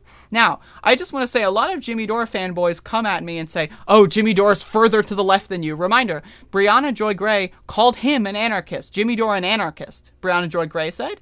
And this guy, Jimmy Dore, is talking about how the Boogaloo Boy is an anarchist. So Brianna Joy Gray is calling Jimmy Dore an anarchist. Jimmy Dore is calling, and this guy is calling himself an anarchist. And Jimmy Dore doesn't even believe in gun rights. The guy is waffling back and forth on gun rights. I don't know. It's just weird. I get so many people claiming Jimmy Dore is to the left of me, and Jimmy Dore is like waffling on guns. I mean, it's just weird. It's weird. Of the government, right? And to protect our rights. And of course, he's waffling on whether or not neo-Nazis are a problem. It's weird. This guy's to my left? Well, I mean, if you're looking at the way the stream is set up, he's actually to my right. See? That's funny. Except the government already took your rights away. They took away we live in a surveillance state. You have the Fourth Amendment's gone, and now they're taking away our freedom of speech. So when are you? I always say, well, you have your guns. Why don't you go get your Fourth Amendment back? And of course, that reveals that that's really not what it's about. The people like guns because they like guns, and you like it for your own personal protection. That's what you're saying. So it's not really about defending ourselves from the government, right? Well, I definitely think when you talk about, the more older right. For me, if I were to get a gun, it would not be to defend myself against a tyrannical government. It would be to defend myself against neo-Nazis who found out what my address is. That would be why I would get a gun. No other reason. To defend myself from neo-Nazis. That's why a lot of people I know would be interested in getting a gun, to defend themselves from neo-Nazis. Right? If I were to walk the streets at night, when I walk around my house, when I first moved to North Carolina, one thing I liked to do where I lived previously was walk around at night. And so when I first moved to North Carolina, I tried walking around, at like 8 p.m. Not that late. I had a bunch of people fucking drive up to me, right? And try to tell me to get in their car and try to fucking stop me. I had to run away from a dude, because they were being very creepy with me on the fucking street. And I was like, I can't leave the house at 8 p.m. I can't. It's impossible. If I leave the house at 8 p.m. with no defense, I'm probably going to end up dead, right? Because someone's going to try to rape me, they're going to realize I'm trans, and they're going to kill me and throw me in a river. That's my situation. So I've been interested in maybe if I learn how to use a gun, if I want to go on a nighttime walk and I have a gun, I would feel a lot more safe. It would not be to defend myself against the police officer. It would be to defend myself against people that want to kill me, right? Regardless of their reasoning for wanting to do so. That would be why I would have a gun. So the idea that you would organize gun rights around the idea that you're going to rise up against the government, I'm sorry, that's just dumb. So I agree with Jimmy on there, but I mean, again, this whole calculus is just silly. Guys that say we will use our guns to get our Fourth Amendment back, and then they lick the boot. We're different. We're a younger generation. We're over that. Our event in Virginia that happened on the 18th, which was the day after mine, we showed up with Black Panthers, we showed up with armed leftist groups, and they recently passed a law that said you're not allowed to have guns in the capital of Virginia. And all of those groups walked in armed to the teeth, side by side, and walked in there because we're not licking the boot. We're not doing that. We're going to follow through on this. And, I've always said, don't go out and start a fight with the government. Just stop participating in the government and prepare yourself because it'll come to you. If you're doing a rent strike, if you're doing a tax strike, you don't have to go on the offensive, but they will come for you afterwards. Yes. And that's when you defend yourself, if you feel that way. So people say, why show up to the Capitol with a gun? Who are you looking to shoot someone at the Capitol? Well, it's particularly at those very steps. We've showed up to BLM events and everything, and we've watched some of those ladies that were with BLM get jumped and get beat up and have their property torn up, and the cops just stood there, just watched it happen. So then the BLM people started showing up with guns. They have rifles, they have, they're concealed carrying, and we showed up as well, and that stopped happening. So it's more so towards the line of the police will not protect you anymore. At any of these events, they won't do anything for it. Just a couple of weeks ago in Louisville, there ended up almost being a gunfight in the street because a car blew through 2 lanes of traffic and drove straight through a Black Lives Matter protest and almost ran 3 people over and started shooting. And the police didn't do anything about it. They didn't block the road. They didn't pursue that vehicle. They didn't help anyone. They just stood there and watched. So that's kind of, where we're getting to in this country and why you see a lot of left-wing people not only purchasing firearms, but showing up. I think it personally is a bad idea to go to a protest where everyone has guns. I would not feel comfortable in that scenario. I would not recommend doing so because, again, as this guy described, it's very possible for you to get into a gunfight. I don't want to be there. I don't want to get into a gunfight. That's not something I'm interested in personally, right? So I'm just saying, advocating for all of your followers to get guns and to go arm up and go to protests, it's immature and it's going to get people hurt, right? In the same way that Jimmy Dore says, oh, go get your yellow vests and go out there. It's like, what?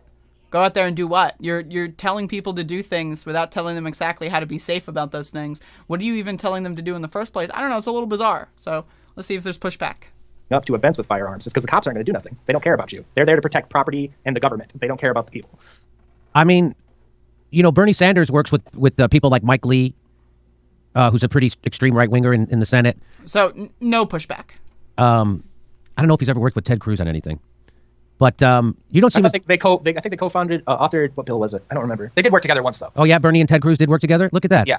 And you don't seem as extreme as Ted Cruz to me. So again, conflating Bernie Sanders working with another senator on legislation to, oh, let's go get a bunch of guns and go in the streets with these guys that secretly want to kill trans people. Those are 2 different calculuses. But to Jimmy, they're the same. In the Senate, you just work on legislation to say stop a war, and that legislation stops the war and does nothing else, good. Right? But as these guys, all right, let's work to overthrow the government, and then when we work to overthrow the government, then what? Then what happens? Oh yeah, then they get in their fucking Mad Max pickup trucks and shoot us all. So it's like, those are two different things, but Jimmy Dore, in his mind, in his world, they're the same. Why not? You don't seem as extreme as... You seem way more rational and reasonable, and I saw the 60 Minutes piece they did on you, and or not on you, but on the Boogaloo Boys. And, I was in that, though, in that documentary for Lansing. Oh, yeah? You were in that? Okay. No matter how many times... well, let me go... So we seem to agree on some of the big problems in our country. You and I... Would you agree that the... Perfect comment from Rachel Atwood. Anyone else feel like this guy is telling Jimmy exactly what he wants to hear? Yup. And Jimmy, again, he's not a journalist. He doesn't know what the fuck he's doing. He's not going to push back. He doesn't even know what the word anarchist means. This guy said, yeah, I'm an anarchist, bro. And he put it in the title of his YouTube video. That's how he takes things at face value. Remember Jimmy Dore watching the Lava Jato thing and saying it's a good thing that Lula da Silva got thrown in jail over corruption charges. He was corrupt. Why do I think he's corrupt? Oh, I watched the people that threw him in jail's video on it and didn't ask any questions and didn't look up any other information. That's what this guy does. Oh, the guy said he's an anarchist? Well, whatever that means in the title. Corporate capture of our government's a big problem? Oh yeah, we essentially live under a fascist state. If you define fascism as corporations and government working together, then we live under that 100%. You see the secret bailouts, you see the public bailouts, you see how these big... If you define fascism as something that's not really the definition of fascism, then we're living in a fascist state. Wow. These big corporations can do almost anything, and they never go under. You don't hear about these mega corporations making one big mistake and falling apart like they're supposed to do under capitalism. They last forever. And definitely, they're so in alignment and they work so hand in hand that I don't even consider them private companies. You see a lot of conservatives and libertarians being like, oh, Facebook's a private company. They can do whatever they want. They receive millions of dollars from the government. They get exclusive contracts from the government. They work with government, work with politicians daily. They're an arm of the government. We have the department of Facebook, essentially. It's not even a company anymore. Right. Wow, that's well said. That's a good way to put it. I think it's a good way to put it. So what do you... No pushback. Oh, fascism is just a corporation getting a bailout. It's not, I don't know, maybe, for example, Donald Trump convincing a bunch of people about a big lie so that they try to overthrow the government and install their own dictator so that they can do whatever way. No, that's fine. Fascism is when Comcast got a bailout? I'm sorry, yeah, that's bad. Sure, absolutely, I agree that it's bad. But to say that that's fascism, and then Jimmy Dore is just going to go like, oh, sure. You're an anarchist. Sure, put it in the YouTube title. Why not? So we agree on a lot of... So what do you think are some of the solutions, right? How do we fix the war problem? How do we fix the social media problem? Do you have any solutions? I definitely think if we're talking in the realms of the cleanest and most, least violent way to do it, I think mass non-participation, mass strikes, mass protests, tax strikes, stop getting involved. I've told a lot of people that I like the idea of the Chaz of just declaring an area declaring itself being like, hey, we don't like your government anymore. We're not going to participate. If you're going to use my tax dollars to blow up brown kids in the Middle East, I'm not going to pay taxes anymore. If you're going to send your police departments into a certain neighborhood, or you're going to run a ICE detention facility in our city and we don't want it, then you're not getting my city taxes. Now, I just want to say I agree with that. Now, again, you can't just go ahead and do a fucking autonomous zone with no planning. Planning is a huge aspect. And if you're going to plan something, you need to make sure that everyone in that group agrees on stuff. You need to make sure that no one in that group's a racist piece of shit or a transphobic piece of shit, right? And that's my problem with the Boogaloo movement. It's like, yeah, sure, good idea. But also, your best friend's a neo-Nazi, so it's kind of skeeving me out a little bit. I don't want to work with you. I will not participate anymore. And people got to stop being afraid of the consequences of those actions and start putting their money where their mouth is. Wow. I did not expect you to say some of the stuff you're saying. Like I certainly did not expect you to say that you wanted to get rid of the ICE detention centers and stuff like that. And that's fucking wild. Politics is crazy in the new century here we have going on here. So, but people would say that you and I that the people like me should not reach out or work with people like you ever. That's what people would say, even though you're anti-racist. So what is Jimmy Dore saying? Many people are saying that we should never work together on anything. Many people. Who's saying that? What are they saying exactly? So I know how you're mischaracterizing what they're saying. Why is that relevant? And also, well, who gives a fuck? You're pro-LGBT, you're anti-ICE, you're anti-police, you're pro-peace, anti-war. I don't know what, but even though they already did. I don't know if you saw, but I don't look at my mentions on Twitter anymore for the last month and a half or so because I don't like to see people I know say mean things about me. It hurts my feelings. So I don't, but my friends were telling me that they were giving me a hard time about even featuring your video. Did you see any of that? My friends were telling me Yeah, my friends that are totally not going to only tell me things that would make me happy or feel better, right? No, yeah, my friends were telling me. Many people are saying. Many people. No, I didn't see any of that. I only saw glowing support, which surprises me because I've gone, the last 6 months being told. Alex Jones did a conspiracy theory about me. I was actually on a show. He said that I was a paid CIA informant to destroy the Second Amendment. So I'm used to catching it from both sides all the time. So it was actually refreshing to see people in support. So Alex Jones is your enemy on this? Apparently I'm some CIA action. You see it a lot from the right and the left. Like if we'll go to a Second Amendment protest and the left will be like, what are you doing? But then we'll go to a Black Lives Matter protest and the conservatives will be like, oh, you guys are all communist destroyers, And so especially, being libertarian and being in this weird middle ground, just used to all sorts of people claiming a bunch of things. So this guy is simultaneously a radical centrist and also an anarchist. Interesting. Things about us that aren't true. I think the Hawaiian shirts are a great touch. Honest to God. I know I'm not making a joke. I think it because you guys look scary. You're carrying fucking guns. You're in military garb. You got big beards, which Steph and I make fun of beards. We do that. Just so you know. Oh, I mean, you. Right. Look, it's so luscious. It is. All right, I'll give it to you. I will say he's the first. Do you like his beard? I don't know. I generally hate beards, but he kind of pulls it off. Hey, you make Tucker Carlson want to pardon Assange, and I make Jimmy Dore like beards. This is correct. And so you guys are also against censorship, right? So you're for Julian Assange? Yeah, free Julian Assange, free Ross Ulbricht, free Edward Snowden, free Chelsea Manning. I mean, I think our Chelsea already got freed, but yeah, but she didn't get pardoned. She got pardoned. she just got commuted, right? Yeah. So they can. I mean, I think our Chelsea already got freed. Snowden, free Chelsea Manning.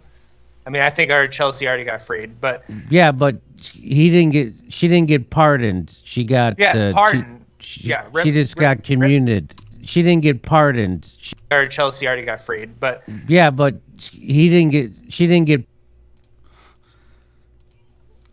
I have no commentary on that one. Just interesting.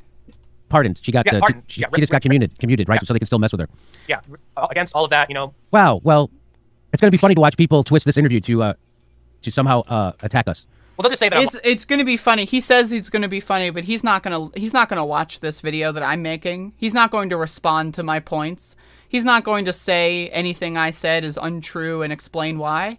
If Jimmy Dore ever stumbled upon this video, he would just go like, "Lol, corporate sellout." Even though this guy's got 1 million subscribers, I don't even have 10,000. This guy's almost got like fucking 1,000 times my audience, but I'm the corporate sellout? It's going to be funny when people make fun of me. It's like, what? I'm lying about all this. They'll just say that I'm making this all up to reach out to the left and that we're secretly infiltrating all of these groups, which is why we show up in Hawaiian and, are very loud. We don't, it makes perfect sense, So you're saying it would be ridiculous that you guys are trying to infiltrate. You guys are easily identifiable by your Hawaiian shirts and your LGBT flags. Yeah, if we were sneaky white supremacists that were trying to infiltrate left wing movements, we definitely picked the most inefficient and preposterous way to attempt to do that. Actually, no, you picked a pretty good way to do that. Look, you got your rainbow Coke can in the background, and it's like, oh, we're cool, bro. I know my best friend's a neo-Nazi, but no, we're cool, bro. It's the same shit Nico House does. Yeah, I know I work with neo-Nazis, but I'm a leftist, bro. We're cool, man. Well, the fight is top to bottom right now in America. It's not left to right. Chris Hedges has said that on our show. I've said that. Lots of people make that point. It's obvious. It's obvious that it's not a left-right fight anymore. And I can't wait to get back to the days where we can start fighting over how much to fund education and how much. But so what let me ask you. So just before we go, just to see, what about now? You're young. Have you ever been sick? It's seriously ill? Oh yeah, I have a nice suite of kind of autoimmune issues. So. Oh, do you? Yeah. Now, do you have health insurance for your work or anything? Oh, of course not. And I can't afford private insurance either because of our weird middle ground where we're not private, but we're also not public. We're this weird corporate in-between medical system. It doesn't work for anybody. So you don't have health care? Thank you for the $10, JL. Dark money. You don't have Obamacare even? Nope. Wow. Okay, so where do you fall on the healthcare debate? Do you think that everybody should get the same healthcare my grandmother does? Because I think so. I mean, that one is one of the few ones I go back and forth on. My basic one, obviously, being an anarchist, I don't want any government. So when you kind of go to that, it's more of the extreme.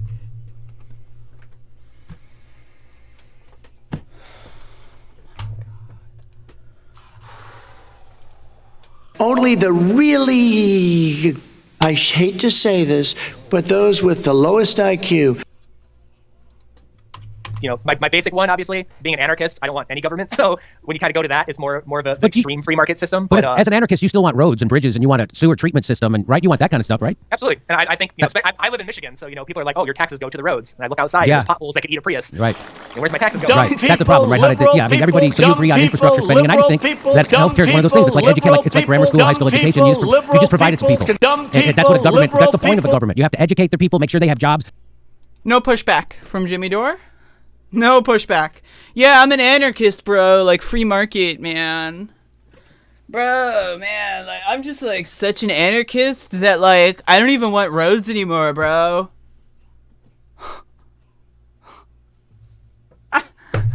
bro, I'm like the biggest anarchist that you ever met. I don't even like healthcare or schmelthcare, bro. Free market.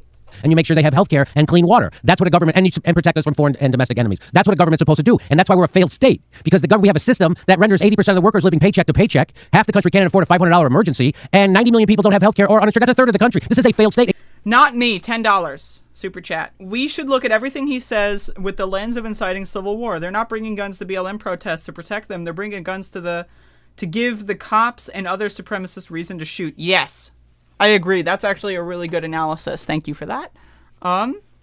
Like I try to say that, again, their core organizational principle is civil war.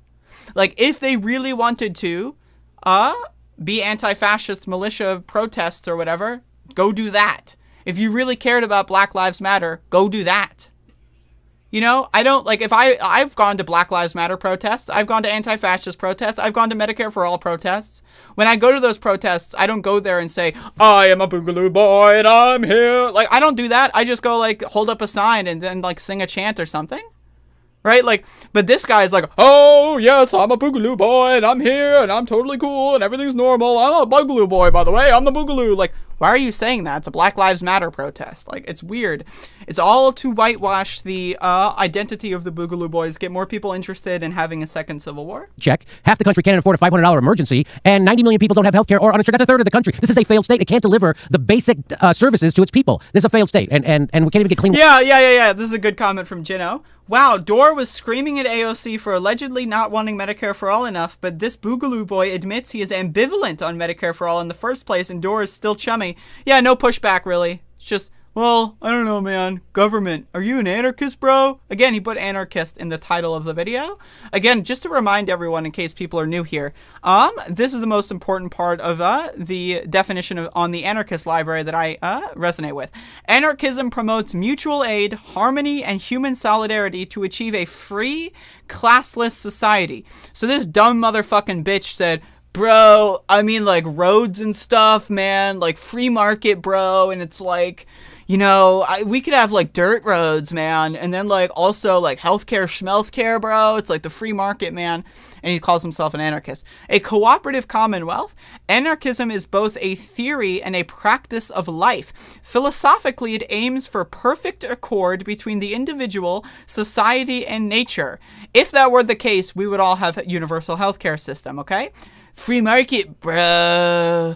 I like the freest of the free markets, man. I'm an anarchist.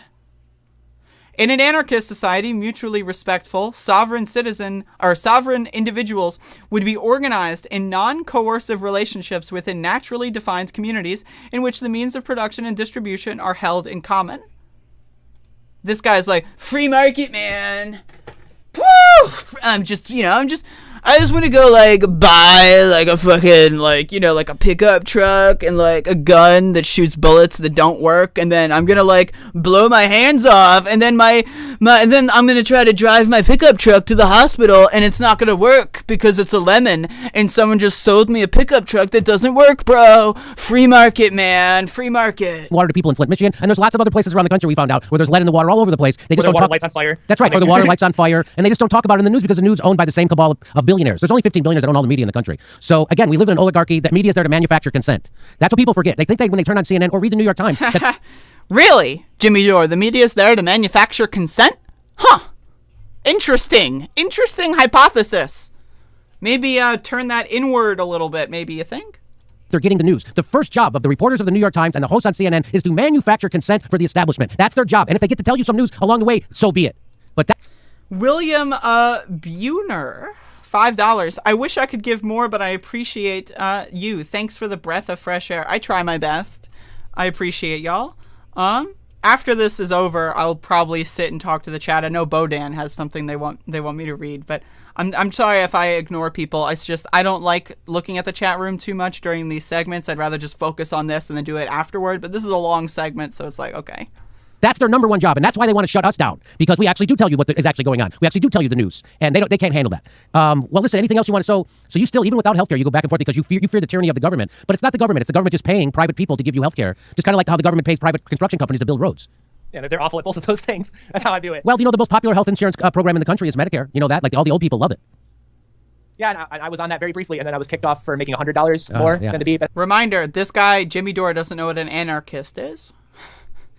Like, he's given some pushback on healthcare, but not pushback on this guy identifying as an anarchist, but not wanting people to have roads. Official on it, so that was fun. I know, what a crazy. Well, I made the point. Same thing with the COVID stuff, because I was a contractor before that. I'm unemployed now. I didn't receive a stimulus. I still haven't. I didn't get to receive unemployment. My business got no emergency relief. So, like, the government's bad and stuff. So, like, I don't want poor people to have healthcare, because, like, man, like, like the government's like, like, it's like the government, man, and then like. So I want to, like, dirt roads and shit, bro. Free market. Because it was a single person, me, contractor business. So we just got told to get bent, have fun.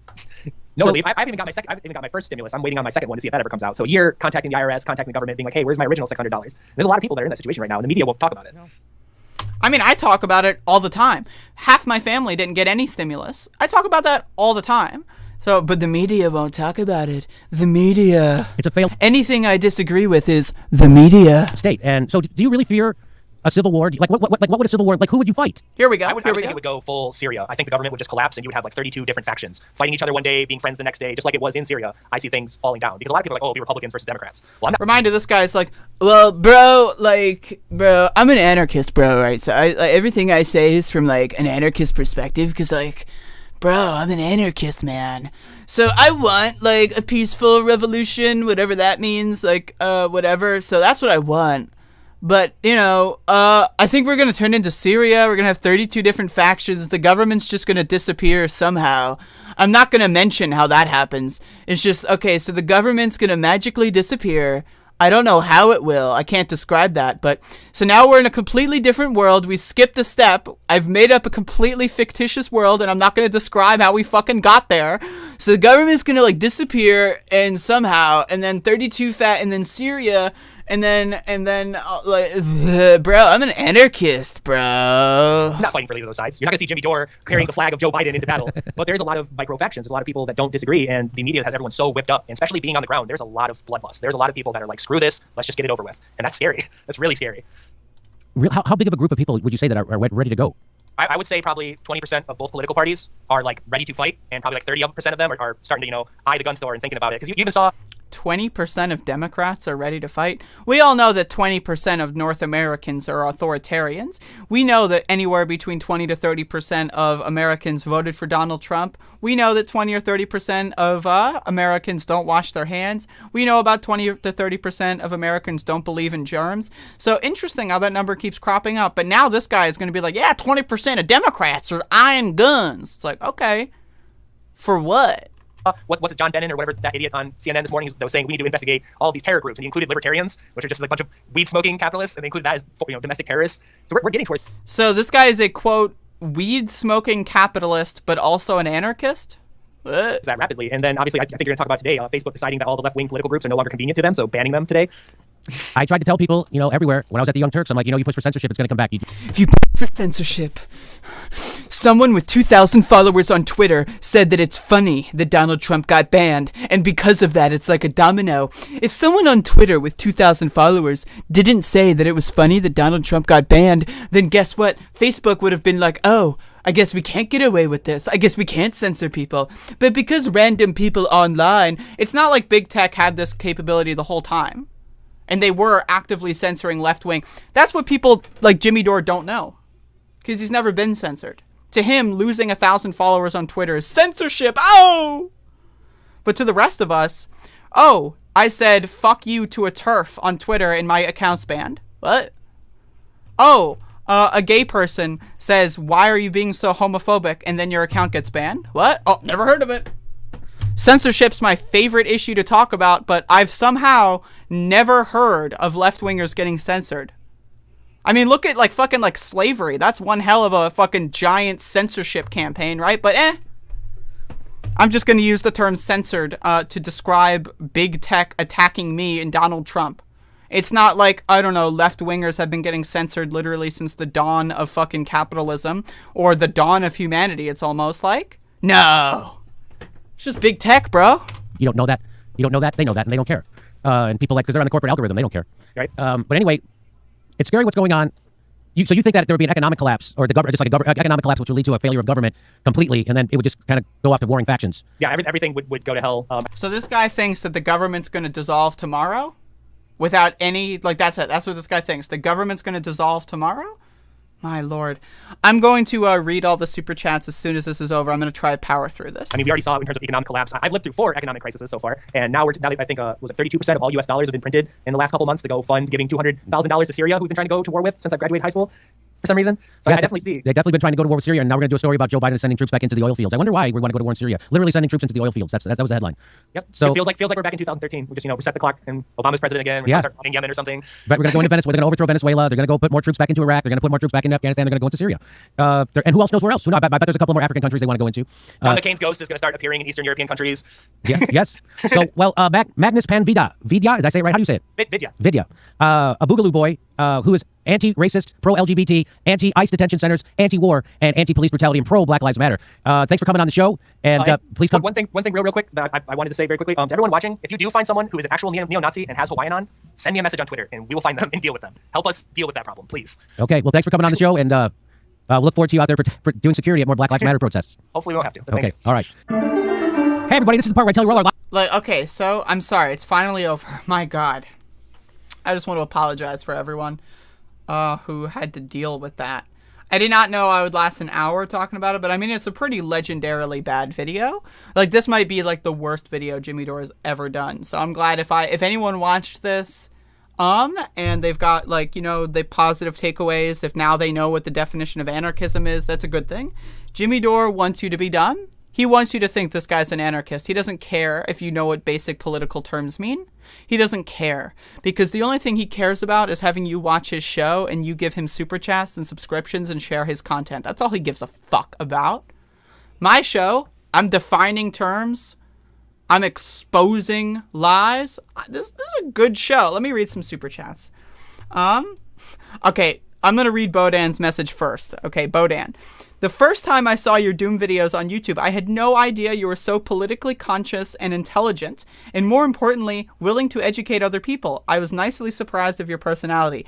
Thank you, Bodan. I appreciate it. My whole thing right now is I have been through a lot of problems in my life. I have gone through a lot of pain and suffering in my life, and I don't want anyone to ever have to go through that. So there's multiple levels of that. One, I advocate for political change that would help people's lives become better. And then 2, I advocate for people to make personal changes to their lives that would make them better tomorrow. Like, for example, you can start eating healthily tomorrow. You can, and you should. You can stop eating added sugar. For example, if you make pasta, right, and you buy jarred tomato sauce in glass jars typically has added sugar. Getting canned tomato sauce, or just making your own tomato sauce, whatever, is going to be the best way to avoid added sugar. A lot of people don't know that. A lot of people are just eating gallons of fructose every single week, not knowing what's in their food, right? So that's a personal change you can make tomorrow. You can make that change. You can make it tomorrow. So, I mean, yeah, we should advocate for Medicare for all. We should advocate for an anarchist society, absolutely. But we should also advocate for each other to be healthy. We should advocate to each other to be educated. We should advocate to each other to be the best people they can be. I want to be the best possible version of myself constantly. So tomorrow, I want to be a better version of myself than I was today. That's my goal, okay? And I think everyone should strive to do that. I think if we all strive to be bettering ourselves, it's only it's a downstream of people like us being able to help other people better themselves. So I'm all about that shit. So I just wanted to say thank you. Now let's read some super chats. Bodan didn't give me money, and I spent fucking 2 minutes on their message. Now let's get to the money. The dark money. So Andreas gives €5. I would give more, but you are a corporate sellout. That's actually correct. Jojo Diartiste gives $5 dues. Jimmy is either a Fed hiding his power level or a Strasserite at this point. Sure, I would agree with that. Back in the early 2000s, back in the early 2000s, Nazis would steal the stages at our punk shows and try to recruit kids by talking about anarchism. Same old lies. Yup. Thank you for that. $4.99, by the way. And then Tokyo Goida, $20. That's an orange super chat, everybody. I've received an orange super chat. The thing that's blurred, which appears to have been blurred out after the fact by Jimmy Dore, is the guy's assault rifle. Yeah, I don't know if there's like a policy of showing guns on YouTube. There probably is. Jimmy Dore's, which is probably erring on the safe side. But isn't it interesting that Jimmy Dore talks about censorship and he literally censored the guy's gun? Literally. The guy talks about censorship all day, every day, and he censored the guy's gun? Huh. Talk about hypocrisy. But again, I'm going to end this segment here with, if you watch this as an individual video, you can watch the full show. I stream every single day at 10 in the morning, Eastern Standard Time. And I am an anarchist, and I take this stuff relatively seriously. And I don't like when people that are popular lie about basic terms. When someone with 1 million YouTube subscribers lies to his audience about what the definition of anarchism is, I take offense to that, and I'm going to try to correct the record. That's what I'm here for. And so, again, I stream live every single day at 10 a.m. Later tonight, I will be streaming the second half of the Force the Vote Bad Faith debate between Bree and Samuel Lincoln, no less. And so that will be happening. I watched the first half last night. You can catch up on that if you'd like. I'll do the second half tonight. It's a 3-hour debate. I'm sorry. It took me a while, and I paused a lot because I love to pontificate, right? So yeah. So that's the end. That's the end of my hour and 20-minute segment about Jimmy Dore. I made a feature-length film about Jimmy Dore. Unbelievable. Who would have thought that I'd get to that point in my life where I created a feature-length film about Jimmy Dore? Only the really, I hate to say this, but those with the lowest IQ. My word, my word. But yeah, so again, thank you for all that have joined me today. I'm gonna pop out my chat room and bring it over here now. I currently, if you're new here, I'm currently out of town. I'm currently in New Jersey. I normally live in North Carolina, so my setup's not what it usually is. It's, you know, this is just the best I can do right now. But so I am technically not at home. It's not necessarily a vacation. Had a little bit of a family emergency, and I'm just kind of helping around a little bit at the moment. And so that's kind of where I'm at. So that's why my setup looks a little bizarre. That's why it looks like I'm in the corner somewhere. So that's kind of where I'm at. I'm probably going to be streaming more often. Again, I'm going to be streaming later today with that Force the Vote thing. Why am I subjecting to myself that to myself? Because people will watch it. I will be able to get my point across. I will be able to educate people, and they will give me money for it. So that's why I'm subjecting myself to it in full.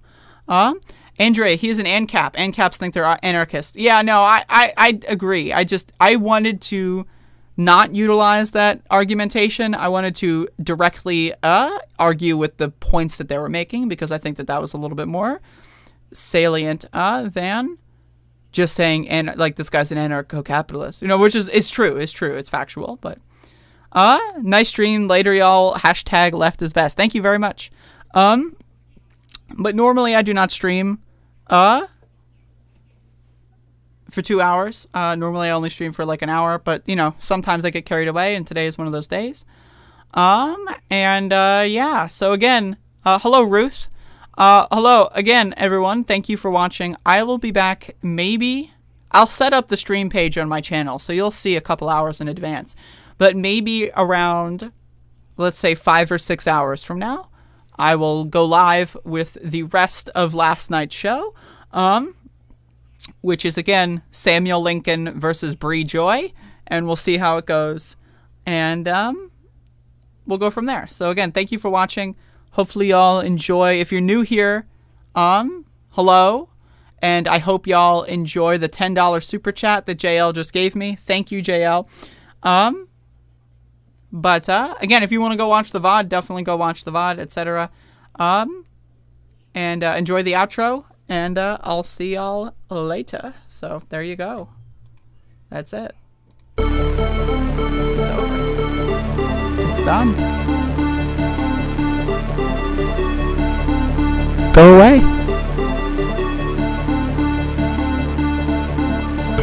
But you have to go home now. But you have to go home now. But you have to go home now.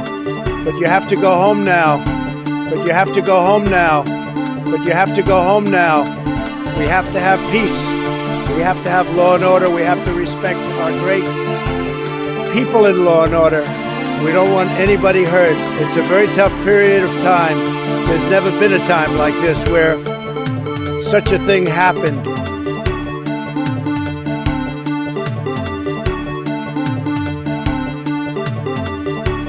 Sam, if I could just get this sentence out.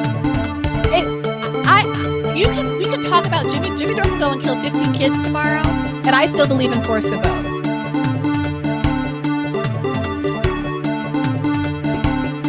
They're not accountable to anyone.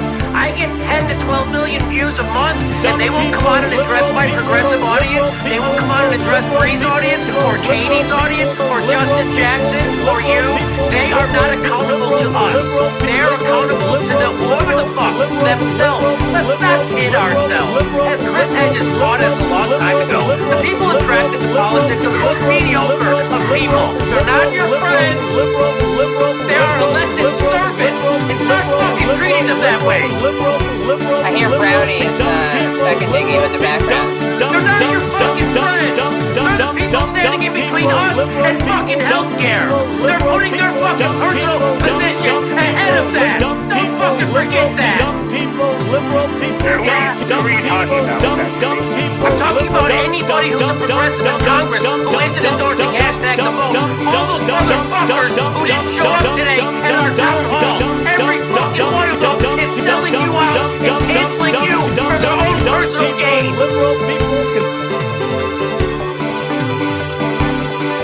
And he's like this, and we were, I need water, help me, I need water, help. We hold these truths to be self-evident. All men and women created by you know the thing. But I tell you, if you have a problem figuring out whether you're for me or Trump, then you ain't black.